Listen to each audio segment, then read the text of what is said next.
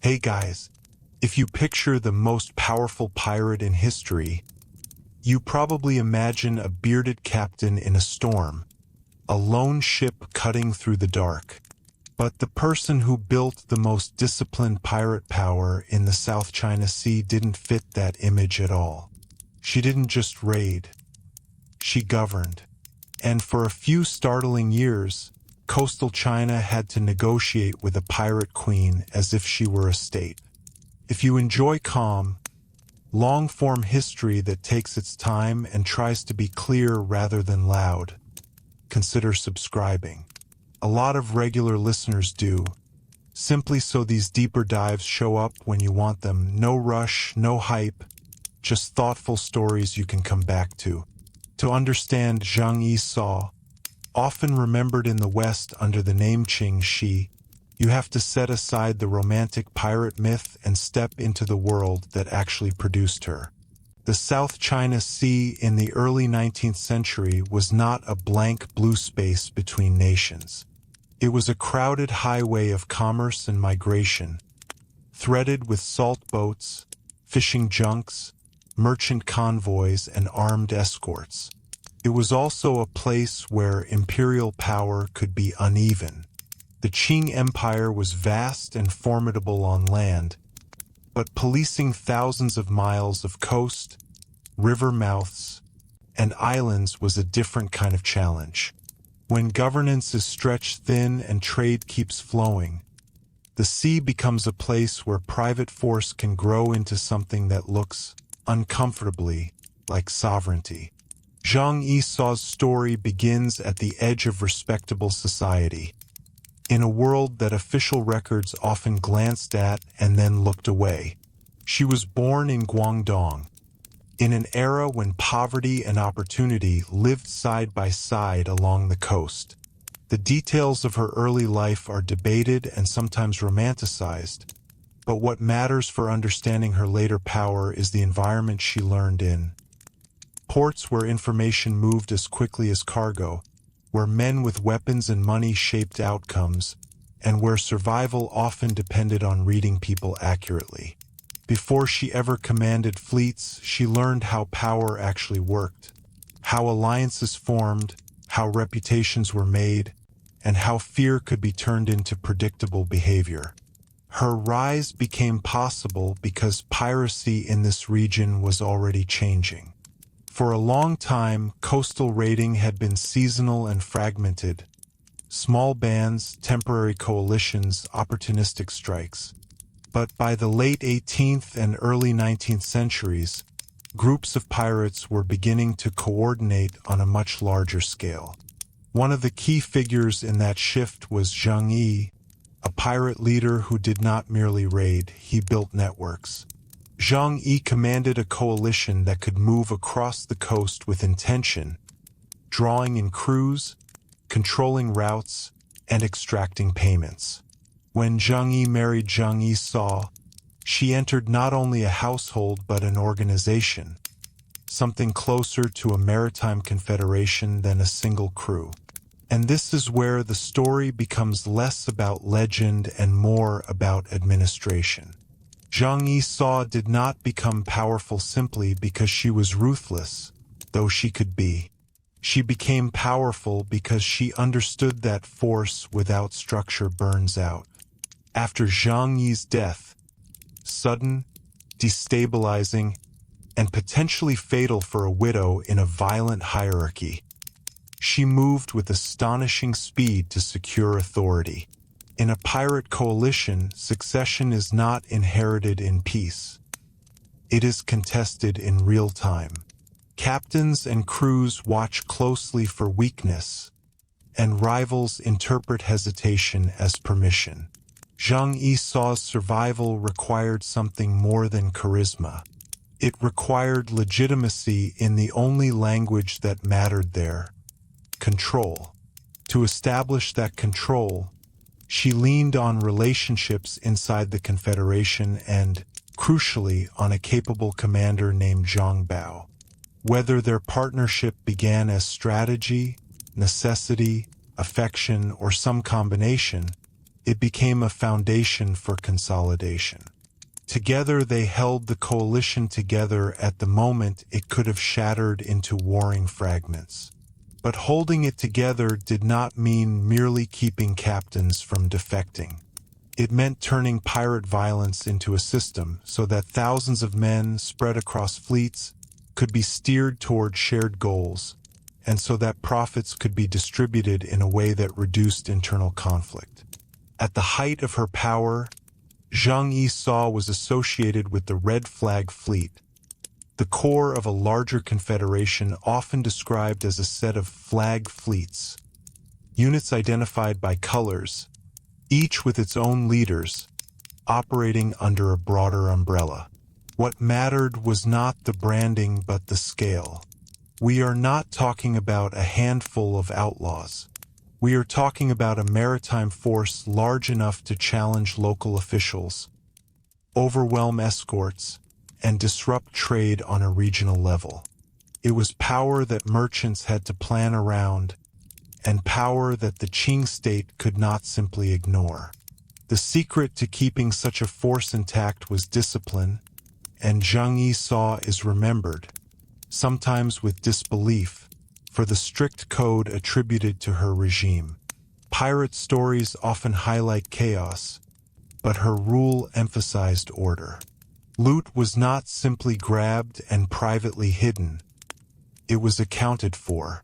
Rewards were distributed through rules, not whim, and punishments were designed to deter betrayal inside the organization. That mattered because piracy is as much an internal management problem as it is an external one. The greatest threat to a large pirate coalition is not the navy. It is infighting, theft among comrades, and captains who decide they would rather be kings of smaller kingdoms. So her governance created predictability. A sailor who knew he would be paid fairly had a reason to stay loyal. A captain who knew the rules for distributing spoils had fewer incentives to cheat. And a merchant who knew the cost of passing through pirate-controlled waters could grimly treat it as a kind of tax. This is the uncomfortable truth that makes her story so compelling. At a certain level of scale, piracy begins to imitate the state. It controls territory, not always land territory, but routes and choke points. It enforces rules, punishes crime within its ranks. It negotiates, implicitly or explicitly, with those who want to do business. In a region where official enforcement was inconsistent, a pirate confederation could offer a dark version of stability. Her fleet did not live only by plunder. It also extracted ongoing payments from coastal villages and shipping communities, often forcing local leaders to choose between cooperating with pirates or facing repeated raids. This arrangement was brutal in its coercion, but it was also rational. Steady income is more reliable than gambling everything on a single capture. It also made her power more resilient. A navy can chase ships. It has a harder time erasing a system of local compliance that has become entangled with survival and trade. The Qing government, facing this rising maritime power, tried different strategies. Military campaigns alone were costly and uncertain, especially when pirates could blend into the geography of islands, inlets, and river mouths. Officials sought alliances, offered rewards for information, and sometimes relied on private forces. European powers present in the region, including Portuguese authorities in Macau and British naval interests tied to trade, also had stakes in suppressing piracy. But their involvement did not automatically solve the problem. They had their own priorities and limits, and they did not want an endless coastal war that disrupted commerce. Zheng Yi Sao understood this reality. She knew that her enemies were not a single unified force. They were overlapping authorities with competing interests, and she could exploit that fragmentation by staying mobile, by choosing battles carefully, and by making herself too costly to eradicate quickly. Her success was not constant triumph. It was sustained pressure, raids, blockades, intimidation, and the constant reminder that the Confederation could appear where it was least expected. Yet even the best organized pirate regime faces a turning point, because the more it grows, the more it provokes a coordinated response.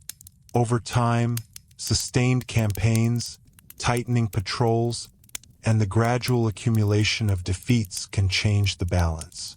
For Zheng Yi Sao, the pivotal question was not whether she could win every engagement, but whether she could secure an exit on terms that preserved her life and some of her wealth. And this is where her story becomes extraordinary in a different way. Many pirate leaders end in betrayal, execution, or desperate flight. Zheng Yi Sao moved toward negotiation. She understood, with a strategist's cold clarity, that survival could be the ultimate victory. An amnesty offered by the Qing state was not simply mercy. It was a recognition that elimination had proven difficult. Negotiation turns battlefield power into political leverage. It allows a regime, pirate or otherwise, to transform from outlaw force to something tolerated, or at least absorbed. The terms associated with her surrender were unusually favorable, at least compared to the typical fate of captured pirates. She and many of her followers were allowed to lay down arms and avoid the harshest punishments. Some accounts emphasize that she retained substantial wealth, and that Zhang Bao received an official position, a sign that the state preferred co-opting capable commanders over fighting them indefinitely.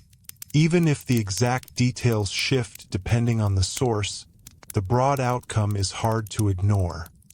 She did not simply vanish under the state's boot.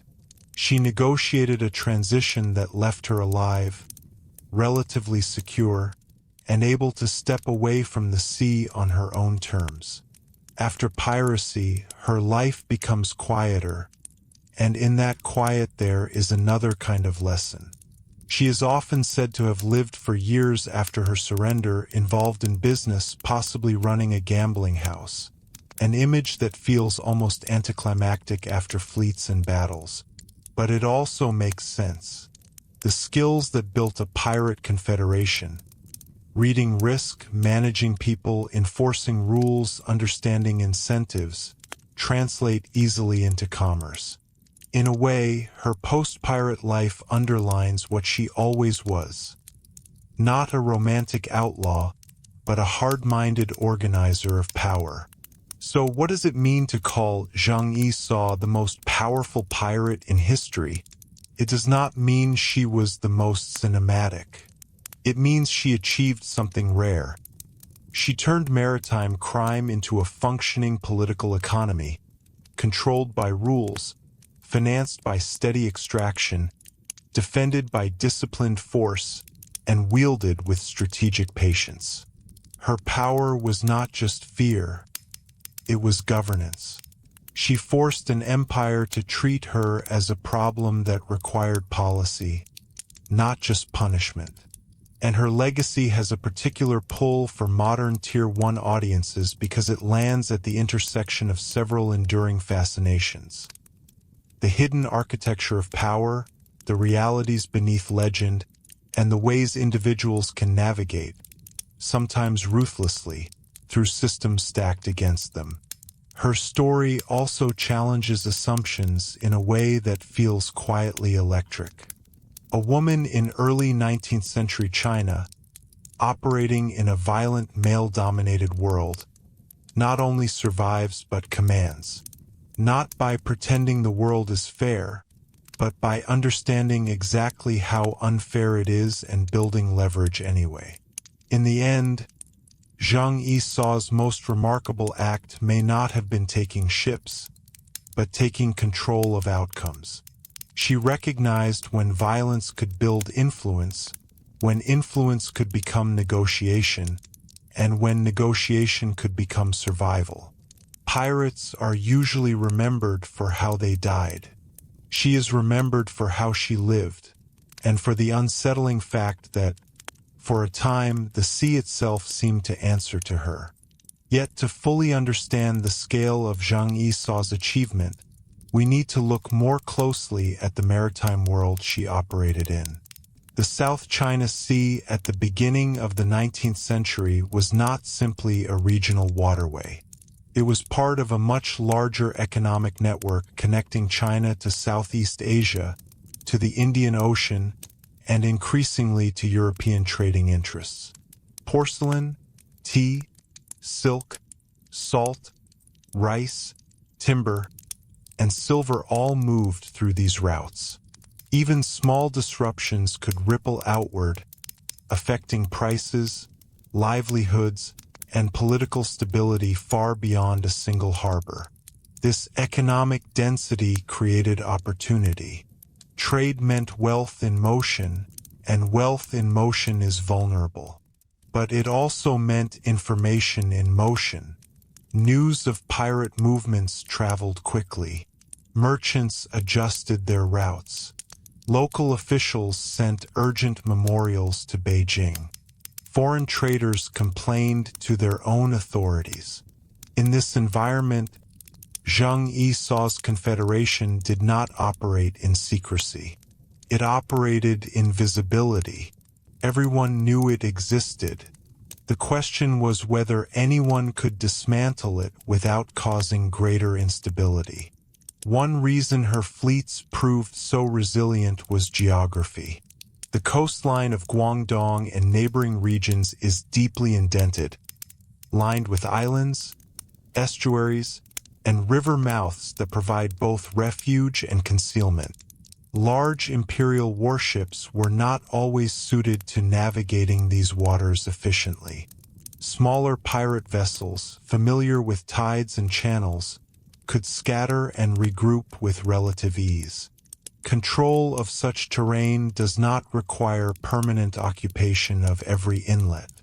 It requires familiarity, local allies, and the ability to appear unpredictably. Zheng Yi Sao's forces mastered this pattern, turning the coast itself into a shifting defensive network. But geography alone does not explain longevity. Internal organization did. Historical accounts describe a code of conduct under her leadership that addressed not only distribution of loot, but also behavior toward captives and coastal communities. Punishments for theft from communal stores or disobedience could be severe. While some details may have been emphasized or stylized over time, the broader pattern is consistent. Her authority depended on consistency. A pirate coalition of tens of thousands cannot function if every ship acts independently. There must be expectations, enforcement, and consequences. This internal discipline also had an external effect. When pirate groups operate chaotically, they provoke desperate retaliation from local populations and officials alike. When they operate systematically, extracting predictable payments and minimizing unnecessary destruction, they create a grim calculus for those under their shadow. Compliance may feel safer than resistance. That does not make the system benign. It makes it durable. Zheng Yi Sao appears to have understood that restraint, when strategically applied, could extend her reach further than indiscriminate violence. The Qing state, meanwhile, was dealing with pressures on multiple fronts. Coastal piracy was only one of many administrative concerns across a vast empire. Resources had to be allocated carefully. Large-scale suppression campaigns required ships, trained crews, funding, and coordination between provincial authorities. Corruption and inefficiency could blunt even well-intentioned efforts. Some officials advocated aggressive military action, Others recognized that offering pardons and integrating pirate leaders into official structures might be more pragmatic. European involvement added another layer of complexity. Portuguese authorities in Macau and British trading interests had their own motivations to secure sea lanes. Yet they were cautious about overextending themselves in what was ultimately Qing territory. Cooperative actions did occur at times, but they were limited by diplomacy and competing priorities. Zheng Yi Sao's confederation benefited from these fragmented responses. When enemies are not fully unified, survival becomes more likely. Over time, however, pressure mounted. Sustained campaigns began to wear down segments of the pirate coalition. Captains were captured or defected. Supplies became harder to secure. The Confederation's size, once a strength, could also become a burden. Feeding and coordinating such numbers requires constant success. Even a disciplined structure can strain under prolonged attrition. Zheng Yi Sao's decision to negotiate surrender should be understood against this backdrop. It was not an act of weakness in isolation. It was a strategic assessment of diminishing returns. When amnesty was offered, it came with calculated incentives. By promising leniency and even official positions to certain leaders, the Qing government aimed to fracture the Confederation from within. For rank-and-file pirates, the prospect of avoiding execution and returning to civilian life was compelling. For commanders, the chance to legitimize their authority under imperial recognition offered security that endless raiding could not guarantee. Zheng Yi Sao's acceptance of these terms transformed what could have been a catastrophic collapse into a managed transition. The fact that she secured relatively favorable conditions speaks volumes about the leverage she retained. Negotiations imply recognition. The state did not simply crush a gang. It reached an accommodation with a formidable maritime force. In doing so, it acknowledged implicitly that her power had been real and consequential. After stepping away from piracy, her life receded from the dramatic stage of naval conflict. Yet the absence of spectacle should not diminish its significance. Few pirate leaders in any culture managed to retire peacefully. Fewer still did so after commanding fleets of such scale. Her longevity allowed her story to enter historical memory not as a cautionary tale of inevitable doom, but as an example of calculated adaptation. Modern portrayals often simplify her into a symbol, the ultimate pirate queen, the exception who proves a rule about male-dominated violence. But reducing her to novelty risks missing the broader structural lesson. Zheng Yi Sao thrived because she grasped systems, economic systems, social hierarchies, bureaucratic limits, and human incentives. She recognized that power is not only seized, it is organized. And once organized, it can negotiate. In the wider sweep of maritime history, piracy tends to surge where trade expands faster than enforcement. It becomes a shadow institution, feeding off the same routes that sustain legitimate commerce. Zheng Yi Sao's confederation was one of the clearest examples of that pattern. It grew in the gaps of empire, in the spaces where authority was present but thin. And when the empire recalibrated, combining force with policy, the shadow institution either had to adapt or disappear. Her choice was adaptation.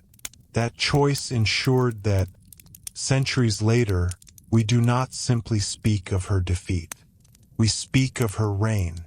And in doing so, we are reminded that history is rarely a simple contest between order and chaos.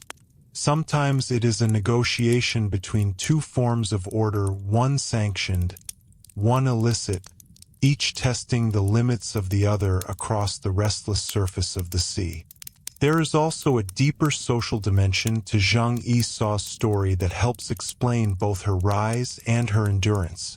Coastal southern China at the turn of the 19th century was a region shaped by mobility. Fishermen, salt traders, merchants, migrant laborers, smugglers, and sailors moved constantly between legal and illegal spheres. The boundary between piracy and commerce was not always absolute. A crew might fish one season and raid the next. A merchant might quietly pay pirates for protection while publicly denouncing them.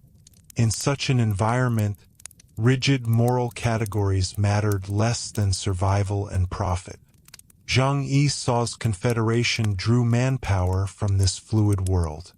Many of her sailors were not lifelong criminals but men accustomed to the sea, accustomed to risk, and responsive to opportunity.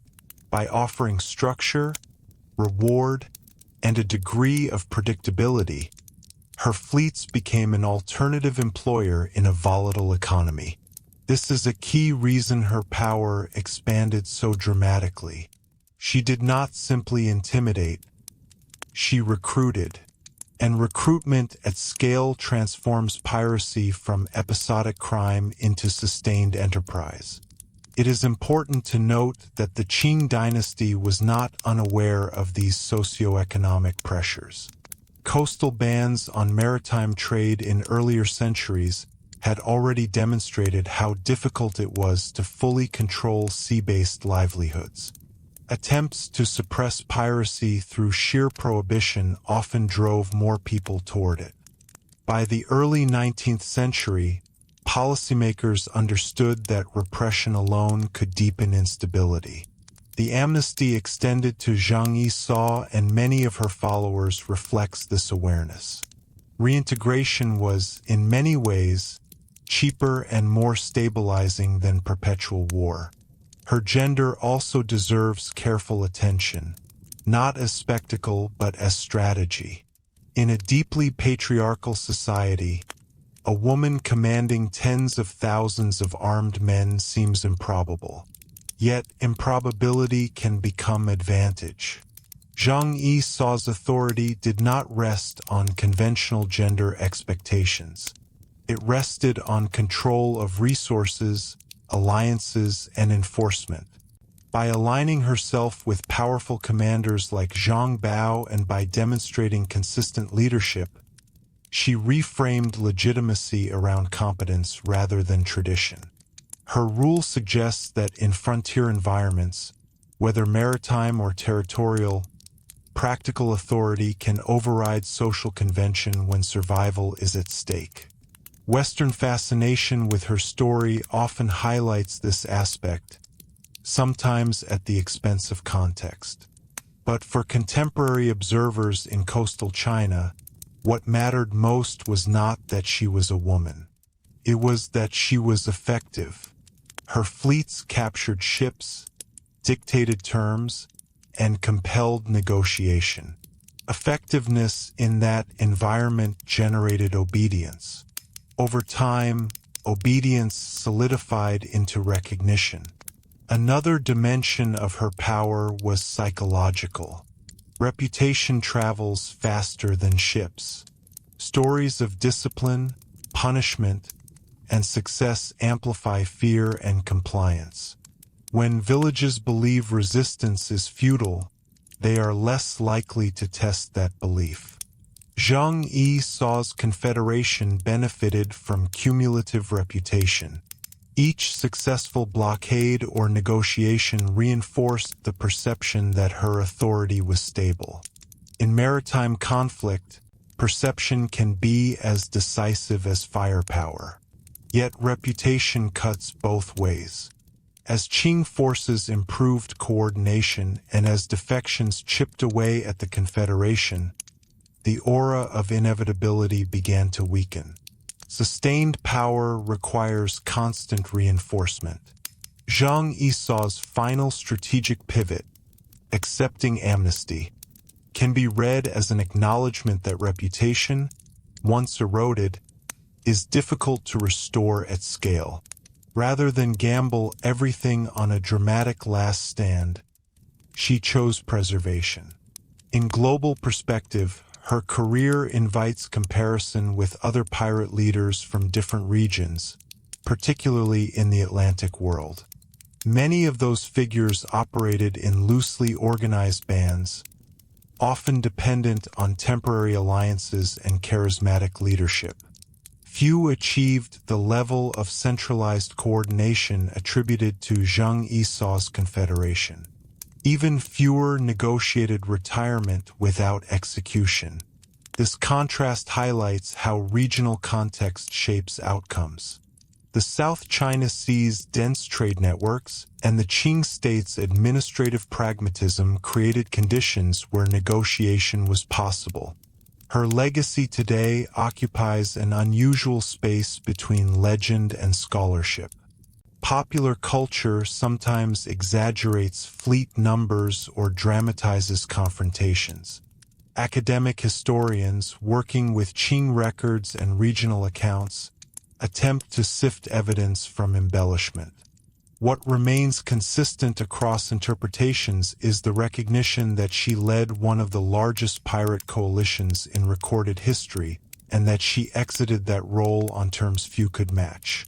Ultimately, Zheng Yi Sao's story is not just about piracy. It is about the nature of authority in transitional spaces, geographic and political. Where central power is stretched, alternative systems emerge. Some are fleeting. Others, like hers, achieve temporary dominance. But dominance alone is not the final measure. Longevity and adaptation matter just as much. When we look back across the calm surface of historical narrative, it is easy to compress her life into a single striking phrase: the most powerful pirate in history. Yet behind that phrase lies a careful architect of influence, a leader who understood incentives, discipline, negotiation, and timing. She did not simply defy an empire. She navigated it, first as adversary, then as negotiating partner, and finally as survivor. And perhaps that is why her story continues to resonate. Not because it is loud or romantic, but because it reveals something enduring about power itself. Power is rarely absolute. It flows, it adapts, it bargains.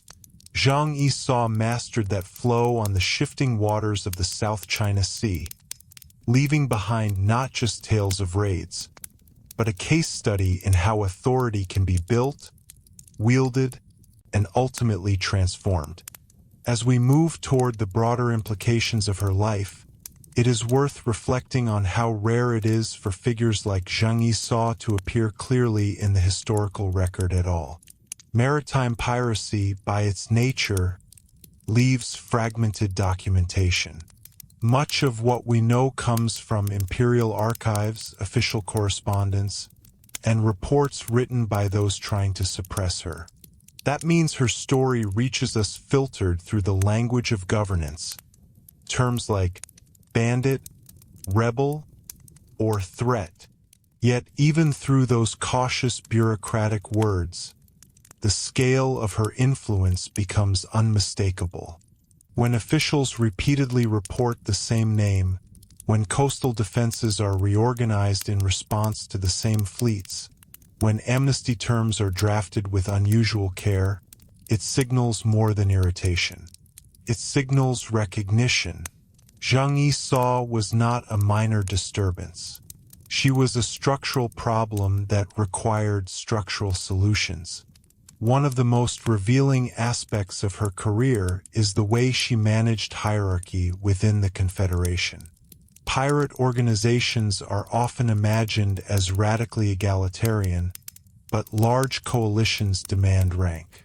There were captains, squadron leaders, supply coordinators, and negotiators. Authority had to cascade downward in a way that preserved central control without paralyzing local initiative. If she had tried to micromanage every vessel, fragmentation would have followed.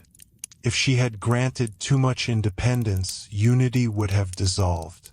Her continued dominance suggests a delicate balance between delegation and oversight. Economic management also played a central role.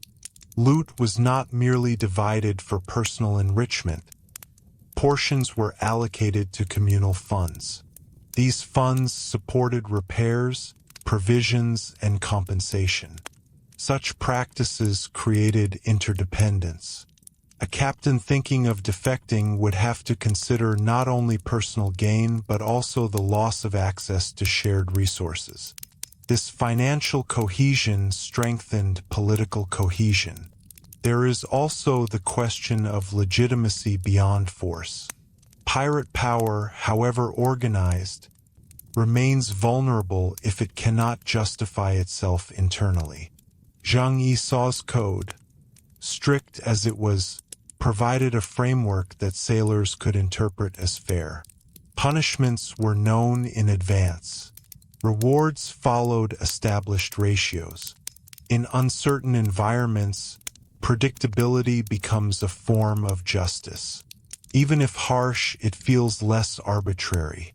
That perception likely contributed to her ability to maintain loyalty across diverse crews.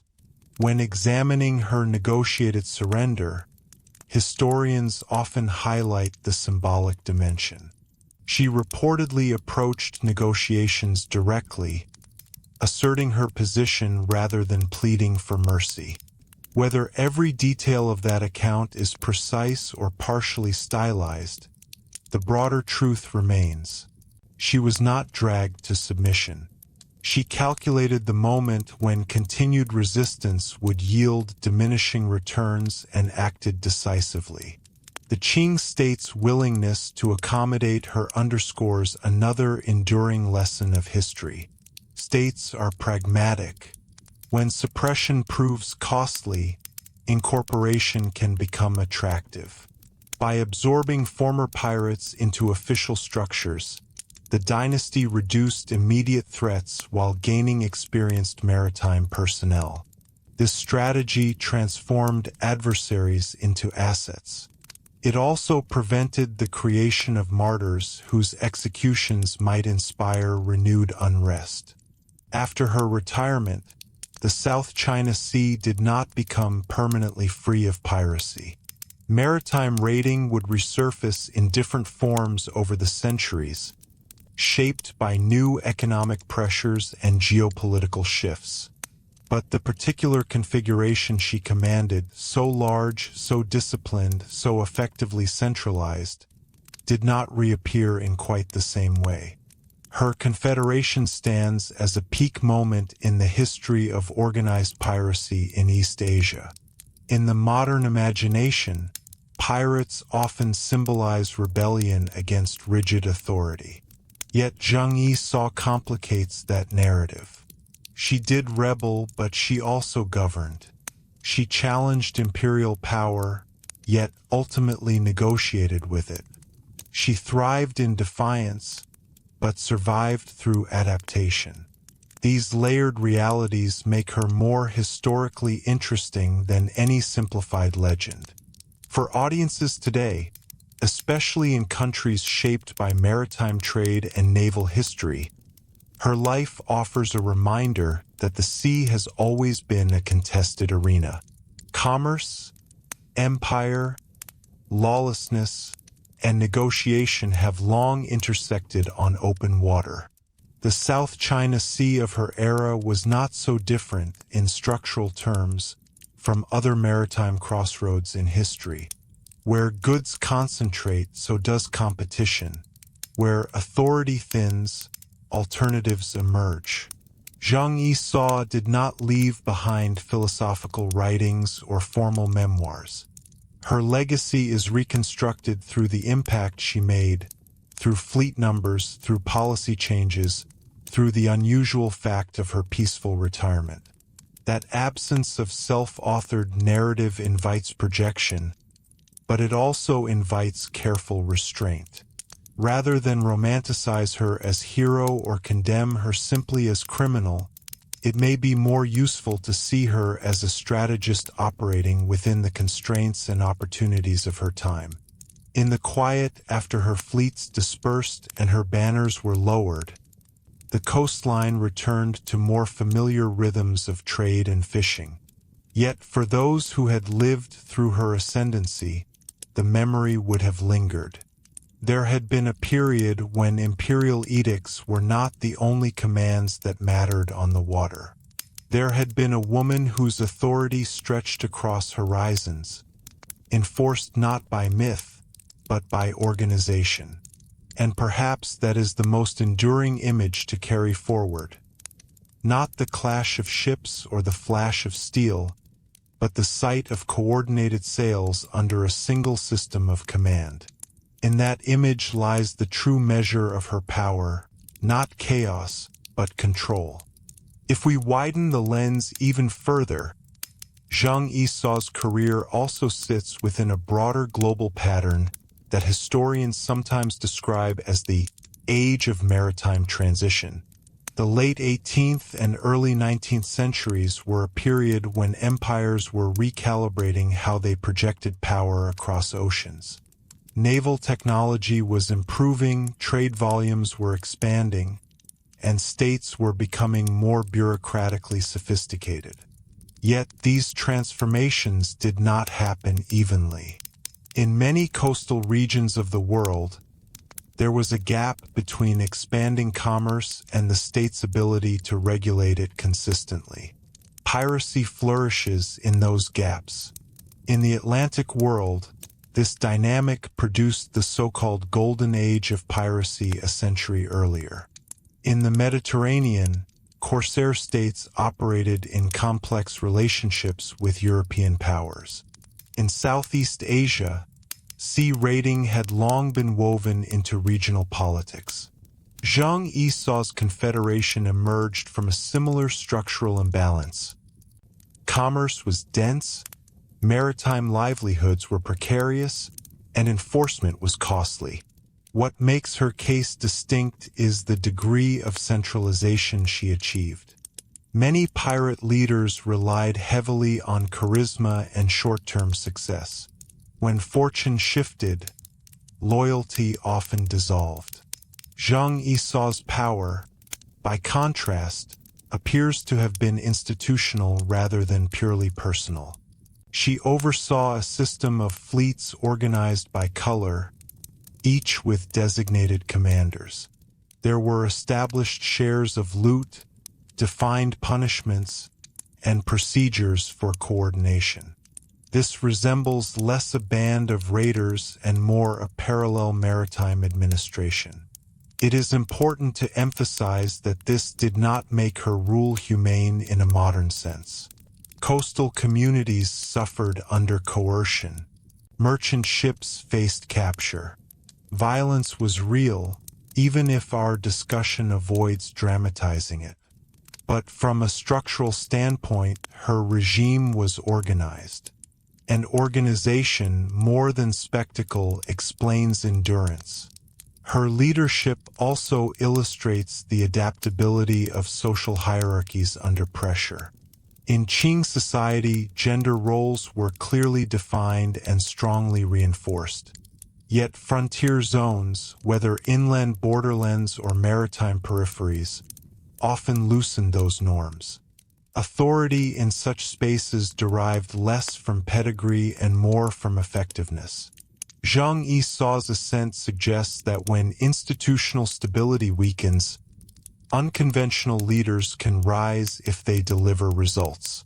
Another revealing dimension is the role of negotiation in ending her career. The Qing government's decision to offer amnesty was not simply an act of generosity. It was a calculated move shaped by cost-benefit analysis. Sustained naval campaigns drained resources and disrupted trade. By extending conditional pardons, Officials aimed to fracture pirate unity and restore order with minimal prolonged conflict. Zheng Yi Sao recognized the opportunity embedded in that offer. Negotiation allowed her to convert temporary maritime dominance into long-term personal security. Rather than clinging to symbolic defiance, she chose a path that preserved wealth and influence. In strategic terms, this was a rational exit.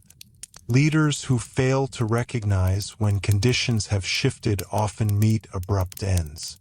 Her survival reflects timing as much as strength. In retirement, her life underscores a final irony. Having commanded one of the largest pirate coalitions in recorded history, she reportedly spent her later years engaged in ordinary commercial pursuits. This transition from outlaw commander to civilian entrepreneur highlights the porous boundary between illicit and licit enterprise in coastal economies. Skills in risk management, logistics, and negotiation do not disappear when banners are lowered. They simply change context. Today, Zheng Yi Sao's name appears in academic works, documentaries, and popular retellings. Each medium interprets her differently. Some emphasize empowerment, others emphasize criminality, and still others focus on spectacle. But beneath these interpretations lies a consistent historical core. She led a massive, disciplined maritime confederation that compelled an empire to negotiate. For viewers in modern maritime nations, whether in North America, the United Kingdom, or Australia, her story resonates because it mirrors long-standing tensions between trade and enforcement. Sea lanes remain vital. Coastal governance remains complex. While the scale and technology have changed, the structural questions endure. Who controls movement? Who extracts value? How does the state respond when alternative authorities emerge? Zheng Yi Sao's life does not offer simple moral lessons. Instead, it provides a case study in power's adaptability. She rose within a volatile system, organized that volatility into strength, and then recalibrated when circumstances demanded. Her career challenges us to think of piracy not merely as chaos on the water, but as an improvised response to economic opportunity and administrative limits. In the end, her legacy is not only that she was powerful. It is that she understood power's life cycle. She knew how to build it, how to enforce it, and, most remarkably, how to relinquish it without losing everything. That awareness sets her apart from many leaders in any era. And so, when we speak of Zheng Yi Sao as the most powerful pirate in history, we are not only acknowledging the size of her fleets. We are recognizing the sophistication of her leadership and the clarity of her strategy. Across the shifting tides of the South China Sea, she demonstrated that even in worlds defined by risk and conflict, organization and timing can turn improbability into dominance, and dominance into survival. As we bring her story toward its final reflections, it is useful to consider how memory reshapes figures like Zheng Yi Sao over time. Historical memory does not preserve individuals exactly as they were. It filters them through cultural needs, popular imagination, and the available evidence. In some eras, she has been portrayed as a ruthless outlaw commanding terror on the seas. In others, she appears almost as a symbol of resilience and strategic intelligence in a rigid world. Both images contain fragments of truth, but neither alone captures the full historical texture. What remains steady beneath these shifting interpretations is the scale of her achievement. The Red Flag Fleet and its associated squadrons represented one of the most formidable non-state maritime forces of the early 19th century. At a time when European empires were projecting naval strength across oceans, and when the Qing dynasty was managing immense internal and external pressures, Zheng Yi Sao carved out a sphere of influence that forced official recognition. That alone distinguishes her from the vast majority of pirate leaders recorded in history. Her career also complicates how we define legitimacy. From the Qing state's perspective, she was a criminal disrupting order and commerce. From the perspective of many sailors under her command, she was an employer, a provider of structure, and a guarantor of shares. From the perspective of coastal communities, she could be both threat and predictable authority depending on circumstance. Legitimacy in this context was not absolute. It shifted according to position and interest. This layered legitimacy is important because it reminds us that governance is not only about legal status. It is about the ability to enforce rules, distribute resources, and maintain stability within a given sphere. For several years, Zheng Yi Sao achieved precisely that within her maritime domain. Her fleets moved in coordination. Her code structured behavior. Her negotiations carried weight. These are characteristics we associate with organized power, even if that power existed outside formal state structures. There is also a broader lesson about transition. Empires are not static. They adapt in response to internal weaknesses and external threats. The Qing dynasty's eventual success in neutralizing her confederation through a mixture of military pressure and negotiated amnesty illustrates that adaptability. The state learned, recalibrated, and incorporated what it could not easily destroy.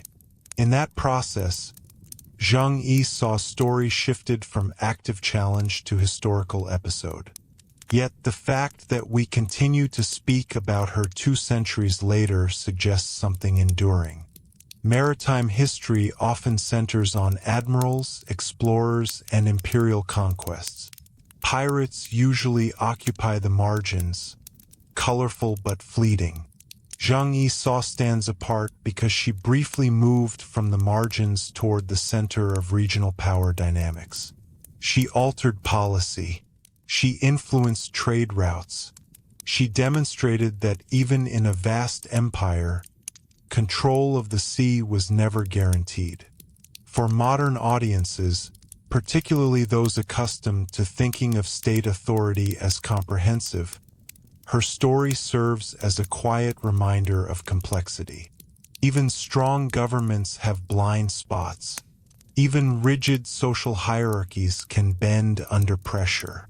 And individuals operating at the edges of power can, under certain conditions, reshape the balance. In the calm distance of historical hindsight, it is tempting to reduce her life to a dramatic headline. Pirate Queen, maritime warlord, most powerful pirate in history. But the deeper value of her story lies not in its drama, but in its structure. She identified opportunity in systemic weakness. She organized that opportunity into durable influence.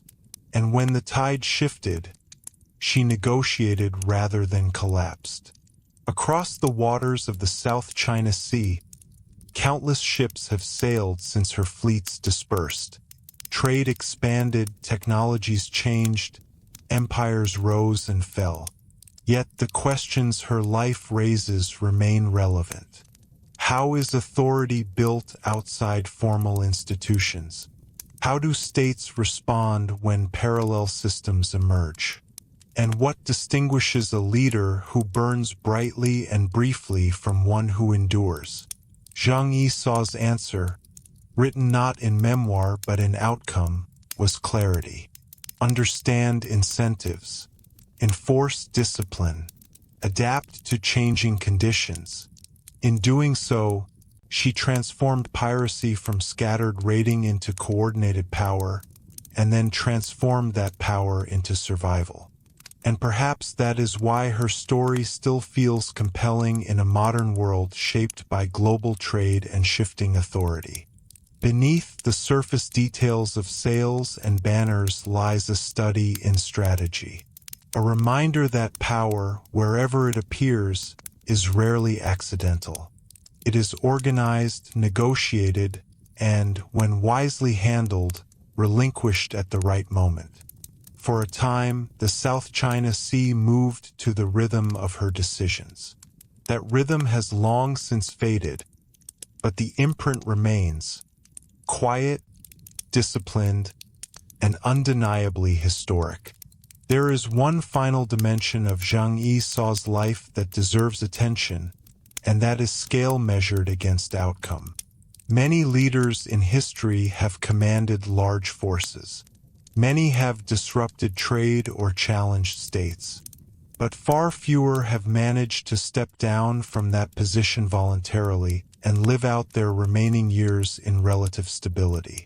When we measure power, we often focus on its peak. With Zheng Yi Sao, the arc matters just as much as the summit. At the height of her authority, her fleets represented a direct challenge to Qing maritime control. Merchant vessels had to account for her presence. Coastal settlements negotiated survival under her shadow. Imperial officials dedicated resources specifically to countering her confederation. In strategic terms, she altered the operating environment of an entire region. That level of influence, sustained over years rather than weeks, is what elevates her beyond the typical pirate narrative. Yet the manner of her exit is equally instructive. History is filled with commanders who mistake momentum for permanence. They assume that because they are powerful now, they will remain so indefinitely. Zheng Yi Sao appears to have avoided that illusion. By accepting amnesty at a calculated moment, she converted a potentially catastrophic decline into a controlled transition. Her story demonstrates that strategic retreat can be as sophisticated as strategic advance. This raises a broader question about how we define success. If piracy is understood purely as defiance of state authority, then surrender might seem like failure. But if success is defined as maximizing survival, wealth, and influence within changing conditions, then her negotiated retirement looks different. She preserved her life. She protected many of her followers from execution. She maintained resources. In a profession where violent ends were common, this outcome stands out. Her later years, spent away from large-scale maritime conflict, do not diminish the magnitude of what came before. On the contrary, they underscore it. The fact that she could transition from commanding a vast pirate confederation to participating in civilian commerce highlights the fluid boundaries of economic life along the coast. Maritime societies have always contained layers of legality and informality. Zheng Yi Sao navigated those layers with unusual skill. It is also worth considering how her story reshapes our understanding of women's roles in early modern East Asia. While she was exceptional, her leadership suggests that in frontier or crisis environments, competence could override convention. Her authority was not symbolic. It was operational. She issued orders, enforced discipline, and negotiated directly. That reality complicates simplified assumptions about gender and power in the period.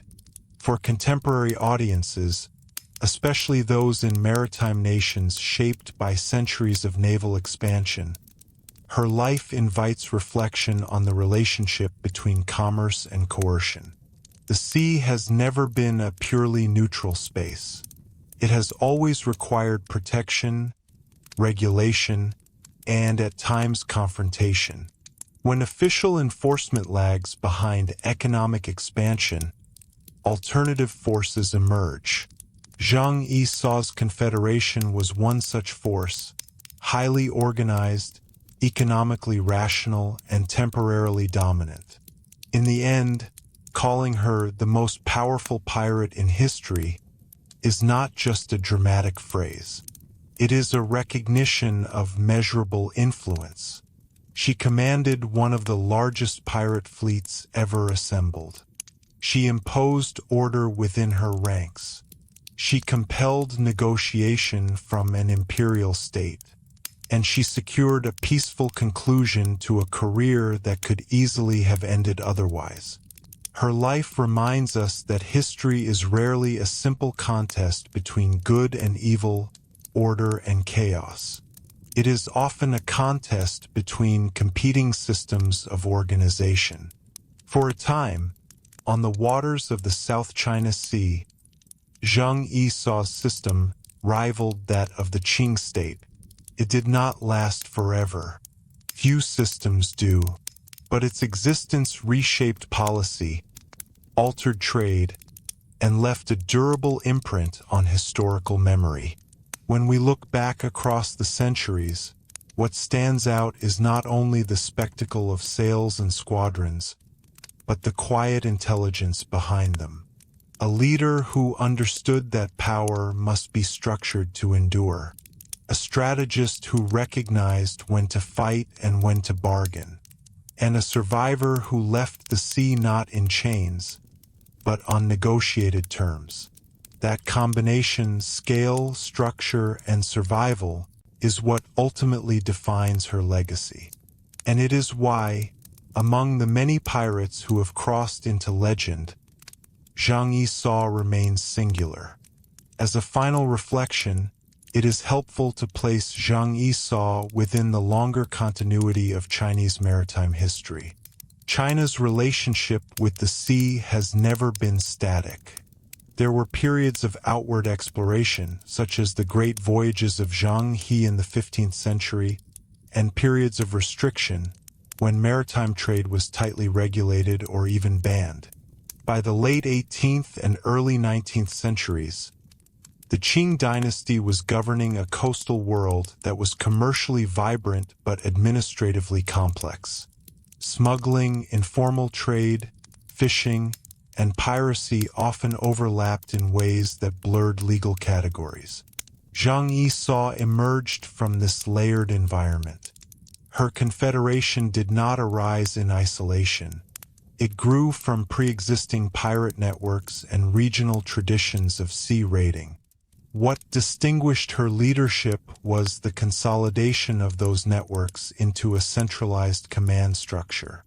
That consolidation represented a shift from scattered predation to coordinated maritime governance, unofficial, coercive, but undeniably organized.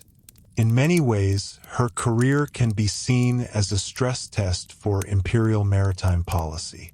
The Qing state had to confront the reality that coastal enforcement mechanisms were insufficient to immediately neutralize such a large confederation. The eventual strategy, combining sustained pressure with negotiated amnesty, revealed a pragmatic approach. Rather than pursuing absolute destruction at any cost, officials balanced enforcement with reintegration. This pattern would appear again in other contexts throughout Chinese history, where rebellion or banditry was met with a mix of force and incorporation. For viewers today, especially in countries shaped by colonial expansion and naval supremacy, it may be tempting to view piracy primarily through the lens of Atlantic history. But Zheng Yi Sao's dominance in the South China Sea reminds us that maritime power struggles were global. While European navies were projecting strength across oceans, a Chinese pirate confederation was operating at comparable scale in East Asian waters.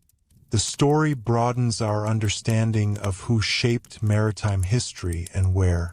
There is also something quietly instructive about the balance she maintained between fear and predictability.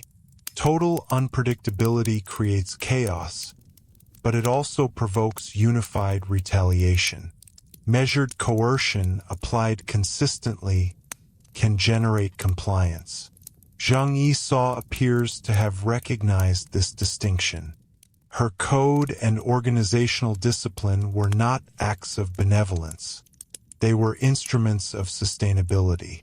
In that sense, her leadership resembles that of state builders in other contexts, establishing rules to transform volatility into revenue. The fact that she eventually stepped away from that system rather than defending it to destruction demonstrates an awareness of impermanence. All systems face limits. Economic conditions change. Political will shifts. External alliances strengthen. By negotiating at the right moment, she ensured that her personal narrative did not end with collapse. Instead, it transitioned into stability. Centuries later, historians and audiences continue to examine her life not because piracy is glamorous, but because her story intersects with enduring questions about authority, adaptation, and resilience. She challenges assumptions about gender roles in her era. She complicates romantic images of pirates as purely chaotic figures. And she highlights the strategic calculations that underpin even the most unconventional forms of power. In the calm distance of history, the image of her fleets moving across the South China Sea can feel almost symbolic. Rows of sails under coordinated command, representing a parallel order on waters officially governed by an empire. That parallel order did not endure indefinitely, but while it lasted, it commanded attention, resources, and negotiation. Ultimately, Zheng Yi Sao's legacy rests on three enduring elements: organization, scale, and survival. She organized disparate pirate bands into a disciplined confederation. She commanded a maritime force of remarkable scale, and she survived the inevitable reckoning that such power invites. When we look back at her life with careful attention, stripped of exaggeration and myth, what remains is even more compelling than legend. It is the story of a leader who understood the mechanics of influence, how to build it, how to maintain it, and how to relinquish it wisely. And that is why, in the long record of maritime history, her name continues to surface. Not as a fleeting anecdote, but as a case study in power on the open sea. In closing, it is worth stepping back and asking why Zheng Yi Sao's story continues to hold such steady interest in the modern world. Part of the answer lies in contrast. Piracy is often portrayed as chaotic, impulsive, and short-lived. Her career demonstrates the opposite. It shows how even an outlaw enterprise can evolve into a structured system when guided by strategic intelligence and discipline. But there is something deeper at work as well. Her life highlights a recurring truth in history. Authority is rarely absolute. Even powerful states face moments when their reach does not fully match their ambition. In those spaces, alternative forms of order can emerge. Sometimes they are temporary. Occasionally, as in her case, they grow strong enough to force formal negotiation. Zheng Yi Sao did not overthrow the Qing dynasty. She did not redraw maps. Her influence was regional rather than continental. Yet within that region, for a measurable span of years, she shaped policy and commerce. Officials had to adapt to her presence. Trade networks recalculated risk around her fleets. That degree of impact, sustained and organized, is what justifies her reputation as the most powerful pirate in history. It is also instructive to consider the disciplined pragmatism that defines her legacy. She did not cling to ideology.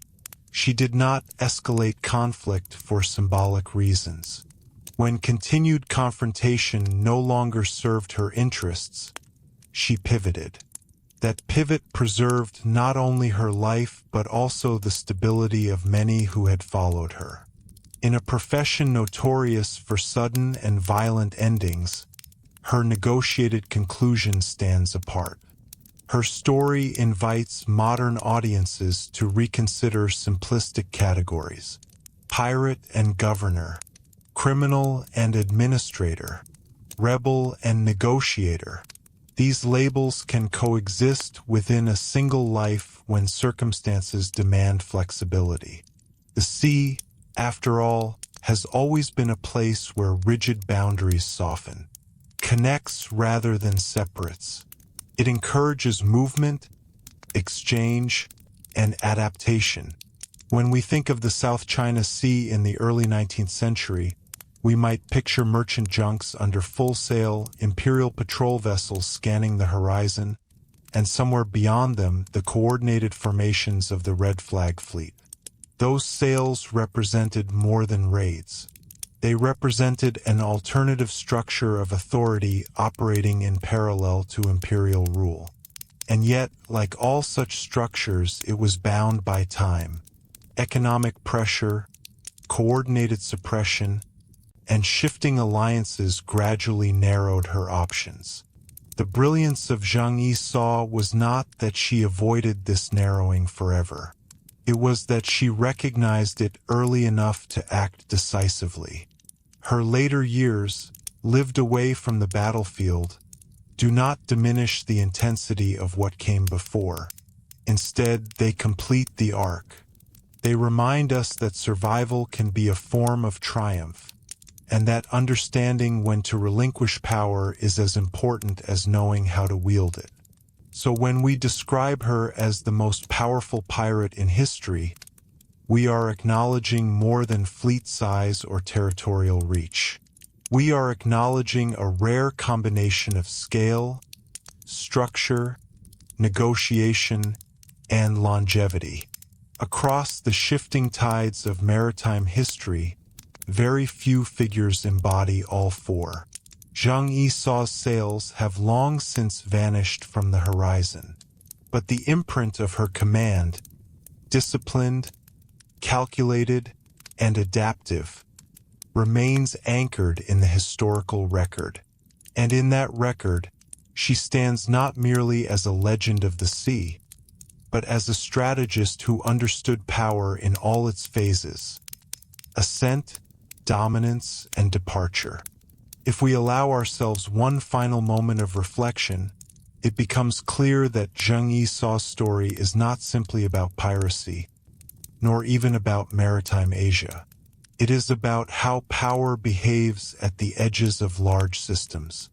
Empires project authority outward, but their control weakens with distance. Trade expands opportunity, but also risk. Individuals positioned within these tensions can, under the right conditions, transform instability into influence. Zheng Yi Sao understood those tensions with unusual clarity. She operated in a coastal environment where commerce was too valuable to halt and too vast to fully police. She recognized that coordination among pirate groups could generate leverage greater than scattered raids ever could. And she imposed discipline on that coordination, turning volatility into something closer to governance. Her fleets did not merely drift from target to target. They imposed predictable patterns. They established internal rules.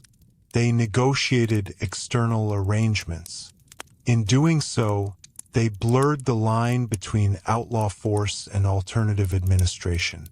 That blurring is what made her confederation so difficult to eradicate. It was not simply a band to be chased. It was a network to be dismantled. And yet, she did not mistake temporary dominance for permanence. The Qing state retained depth, population, bureaucracy, resources that no pirate coalition could indefinitely surpass. As imperial strategy sharpened and incentives for surrender improved, she recalculated. Her decision to accept amnesty was not capitulation in panic. It was strategic timing. She preserved wealth, status, and life by recognizing the arc of events. That arc is perhaps the most enduring lesson of her career. Power is rarely static. It accumulates, peaks, and then shifts. Those who cling to it blindly often fall with it. Those who read its trajectory may step aside before collapse becomes inevitable. Zheng Yi Sao belongs to the latter category. For modern viewers, especially in societies deeply connected to maritime trade and global networks, her story feels unexpectedly contemporary. We still live in a world where trade routes shape politics, where enforcement struggles to keep pace with economic movement, and where non-state actors can exert surprising influence. The scale is different, the technology transformed, but the structural questions persist. In the calm after her fleets dispersed, the South China Sea returned to patterns more recognizable to imperial administrators. But the memory of her ascendancy lingered. For several years, a woman who began life far from formal authority commanded one of the largest pirate confederations ever recorded. She imposed order within it. She negotiated with an empire. And she concluded her career on terms few of her contemporaries could have imagined. That combination, unlikely origin, organized expansion, disciplined rule, and negotiated survival, cements her place in maritime history, not as a caricature of rebellion, but as a strategist shaped by circumstance and responsive to it. When historians describe Zheng Yi Sao as the most powerful pirate in history, they are not indulging in exaggeration. They are acknowledging a rare convergence of scale and skill. Across the waters of the early 19th century South China Sea, her authority was tangible, structured, and consequential.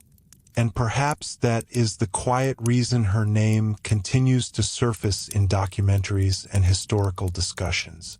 She forces us to rethink what piracy can look like when it matures into system. She reminds us that power can arise in unexpected forms. And she demonstrates that the final measure of leadership is not only how high one rises, but how wisely one descends. Her sails are gone, her fleets dissolved, her banners lowered, but the structure she built and the strategic mind behind it remain firmly anchored in history. As we draw the final threads together, it is worth considering how Zheng Yi Sao's life fits into the broader human story of ambition and limitation. History often remembers conquerors who expanded borders or revolutionaries who overturned regimes. Yet there is another category of influence, less visible on maps, but equally significant, where individuals reshape systems without permanently replacing them. Zheng Yi Sao belonged to this category. Her authority never became an empire in the formal sense. She did not mint coins or claim dynastic legitimacy. And yet, within her maritime sphere, she exercised many of the functions we associate with statehood. Regulation, enforcement, taxation in practice if not in name, and diplomatic negotiation. Her confederation operated as a parallel structure layered over existing trade networks. It did not erase imperial power, but it constrained and redirected it. This layered dynamic reveals something fundamental about governance. Authority is strongest when it is both recognized and uncontested. It weakens when alternatives appear credible. For a time, Zheng Yi Sao's fleets represented such a credible alternative along stretches of the southern Chinese coast. That credibility did not come from symbolism. It came from organization and results. Her rise also underscores the importance of coalition building. She did not command isolated ships. She coordinated fleets divided by color and leadership tiers that required trust, distribution of spoils, and enforcement of shared codes. Coalitions are fragile by nature. They depend on incentives aligning across many actors. The fact that her confederation endured for years suggests a sophisticated understanding of those incentives. At the same time, her eventual negotiation with the Qing state highlights the limits of even the most effective coalition. Empires possess reserves, demographic, economic, administrative, that are difficult to exhaust entirely. When imperial policy shifted toward calculated amnesty combined with sustained pressure, the cost of continued defiance rose. Zheng Yi Sao chose to interpret that shift accurately rather than deny it. There is a quiet discipline in that decision. Leaders who survive history are often those who understand timing. Advance when opportunity opens. Consolidate when growth stabilizes. Withdraw when decline becomes likely. Her life reflects all three phases. For modern audiences, especially those accustomed to dramatic narratives of rebellion and downfall, her negotiated conclusion may seem almost understated. But in many ways, it is the most remarkable chapter of her story. It reveals that power can be relinquished strategically rather than seized or lost impulsively. Centuries later, her name continues to surface not only because she was formidable, but because she was rare. The combination of commanding scale, structured governance, and peaceful retirement places her in a narrow historical category. Few pirates in any region or era achieved such an arc. When we imagine the South China Sea during her ascendancy, we see more than scattered raids. We see coordinated fleets operating under shared command. We see merchants recalculating routes. We see imperial officials drafting new strategies. And somewhere at the center of that network stands Zheng Yi Sao, less a symbol of chaos than a manager of calculated risk. Her legacy, then, is not one of mythic spectacle but of structural impact.